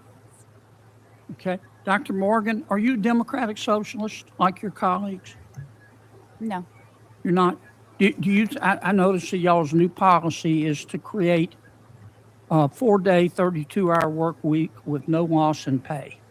Where are we going to get the money to do that? That's not my policy. You don't think we ought to do that? I'm sorry. You think we ought to have a federal jobs guarantee? I think a federal jobs guarantee is a good idea, yes. Oh, you do? Okay. How do you think we're going to pay for that? Fair? You believe in the Easter Bunny, do you? I think it's incredibly hard to pay for these things when we're giving tax cuts to the ultra rich. Yeah. Okay. You think that all the growth in our economy just goes to the ultra rich? I think that we just gave massive tax cuts to the wealthiest in this country. Yes. Yeah. Yeah. You are a democratic socialist, aren't you? I have never used that term to refer to myself. No, I know. You have a Nazi tattoo? Excuse me? Do you have a Nazi tattoo? I don't have any. Mr. Chairman. Your day-to-day covered with Base 44 super agents. Your life is chaotic. Set up a personal... Welcome back, everyone. This hearing quickly turned into one of the most heated exchanges of the day, as a senator challenged several witnesses over what he believes is the real cause of America's affordability crisis. Right from the beginning, the senator made it clear that he wasn't impressed with the testimony. He argued that instead of offering solutions to rising prices, many of the witnesses were simply promoting their own industries or criticizing political opponents. His central message was straightforward. Americans don't need more political talking points. They need answers about why everyday life has become so expensive. The senator argued that the affordability crisis is fundamentally an inflation problem. According to him, when prices rise faster than wages, families struggle to buy homes, groceries, and other necessities. He also pushed back against the idea that inflation should only be associated with one administration. He claimed that inflation became a major issue during the previous administration as well, arguing that it is a broader economic challenge rather than a problem created by one political party alone. One of the key moments came when he repeatedly asked a simple question: how do we actually get prices down? Instead of accepting broad explanations, he kept pressing the witnesses for practical solutions. One witness suggested increasing supply and cutting unnecessary regulations. The senator agreed that expanding supply is important, but argued that it isn't enough by itself. He then introduced another argument. Rather than trying to create deflation, where prices actually fall, he said the better solution is economic growth. His reasoning was that widespread deflation can sometimes hurt an economy by reducing business investment, slowing hiring, and increasing unemployment. He pointed to China's recent economic struggles as an example, arguing that weak demand and falling prices have not produced positive results. Instead, he argued that the United States should focus on growing the economy, encouraging businesses to expand, and creating better-paying jobs. According to the senator, if wages rise because businesses are investing and hiring, families will be better able to afford higher prices without causing severe damage to the economy. The discussion then shifted toward housing affordability. One witness emphasized increasing housing inventory, reducing zoning restrictions, and making it easier to build new homes. The senator largely agreed but argued that private businesses ultimately build housing, so government policies should create an environment where companies are willing to invest and expand construction. The conversation became more tense when the senator questioned another witness about her economic philosophy. He asked whether she supported a federal jobs guarantee. She responded that she did. The senator immediately challenged how such a program would be funded, suggesting that it would require significant government spending. The witness answered that large tax cuts benefiting wealthy Americans reduce the government's ability to pay for ambitious public programs. That exchange reflected one of the biggest economic debates in American politics today. One side argues that lower taxes encourage investment, business growth, and job creation. The other argues that higher taxes on wealthy individuals can help fund public investments while reducing inequality. Neither perspective is new, and economists continue to debate which approach delivers stronger long-term economic outcomes. The hearing then took an even more confrontational turn. The senator repeatedly asked whether the witness considered herself a democratic socialist. She declined to describe herself that way, saying she had never used that label. Then came the most controversial moment of the exchange. The senator suddenly asked whether she had a Nazi tattoo. The witness appeared surprised and responded that she had no tattoos at all. The question immediately drew reactions in the hearing room and shifted attention away from the earlier policy discussion. Moments like this often become the most widely shared clips online because they generate strong emotional reactions, even if they don't directly address the policy issues under debate. Looking at the hearing as a whole, there are really two separate stories unfolding. The first is a serious debate about inflation, wages, housing costs, economic growth, taxation, and government spending. The second is the increasingly confrontational style that has become common in congressional hearings, where sharp exchanges often receive more attention than detailed policy discussions. Supporters of the senator will likely argue that he was holding witnesses accountable and refusing to accept vague answers. Critics may argue that some of his comments became unnecessarily personal and distracted from the economic issues facing Americans. Everyone keeps telling you solar the future, but here's the part they always leave out. It can take many years just to recoup the installation costs, and that's before you factor in cloudy days,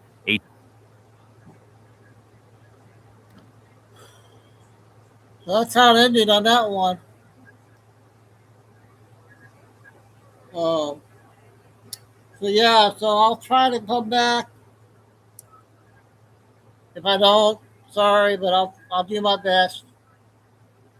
We got a big day tomorrow, so it's up in the air. So thanks, Modge, Kay, Lucy, Carol, Tim. I know how to work. Kay was taking the weekend off. And so God bless everybody. Love all. Really good stuff. A lot of stuff out. We had a good interview with Tina Peters. No Billy Bean yet. So, and everybody have a good weekend. If I don't see you over the weekend or tonight, if I come on, stay safe, stay strong, keep the faith. All right, heal up. And signing off for July 3rd, Friday. Chico good, and maybe I'll see you tonight. You guys.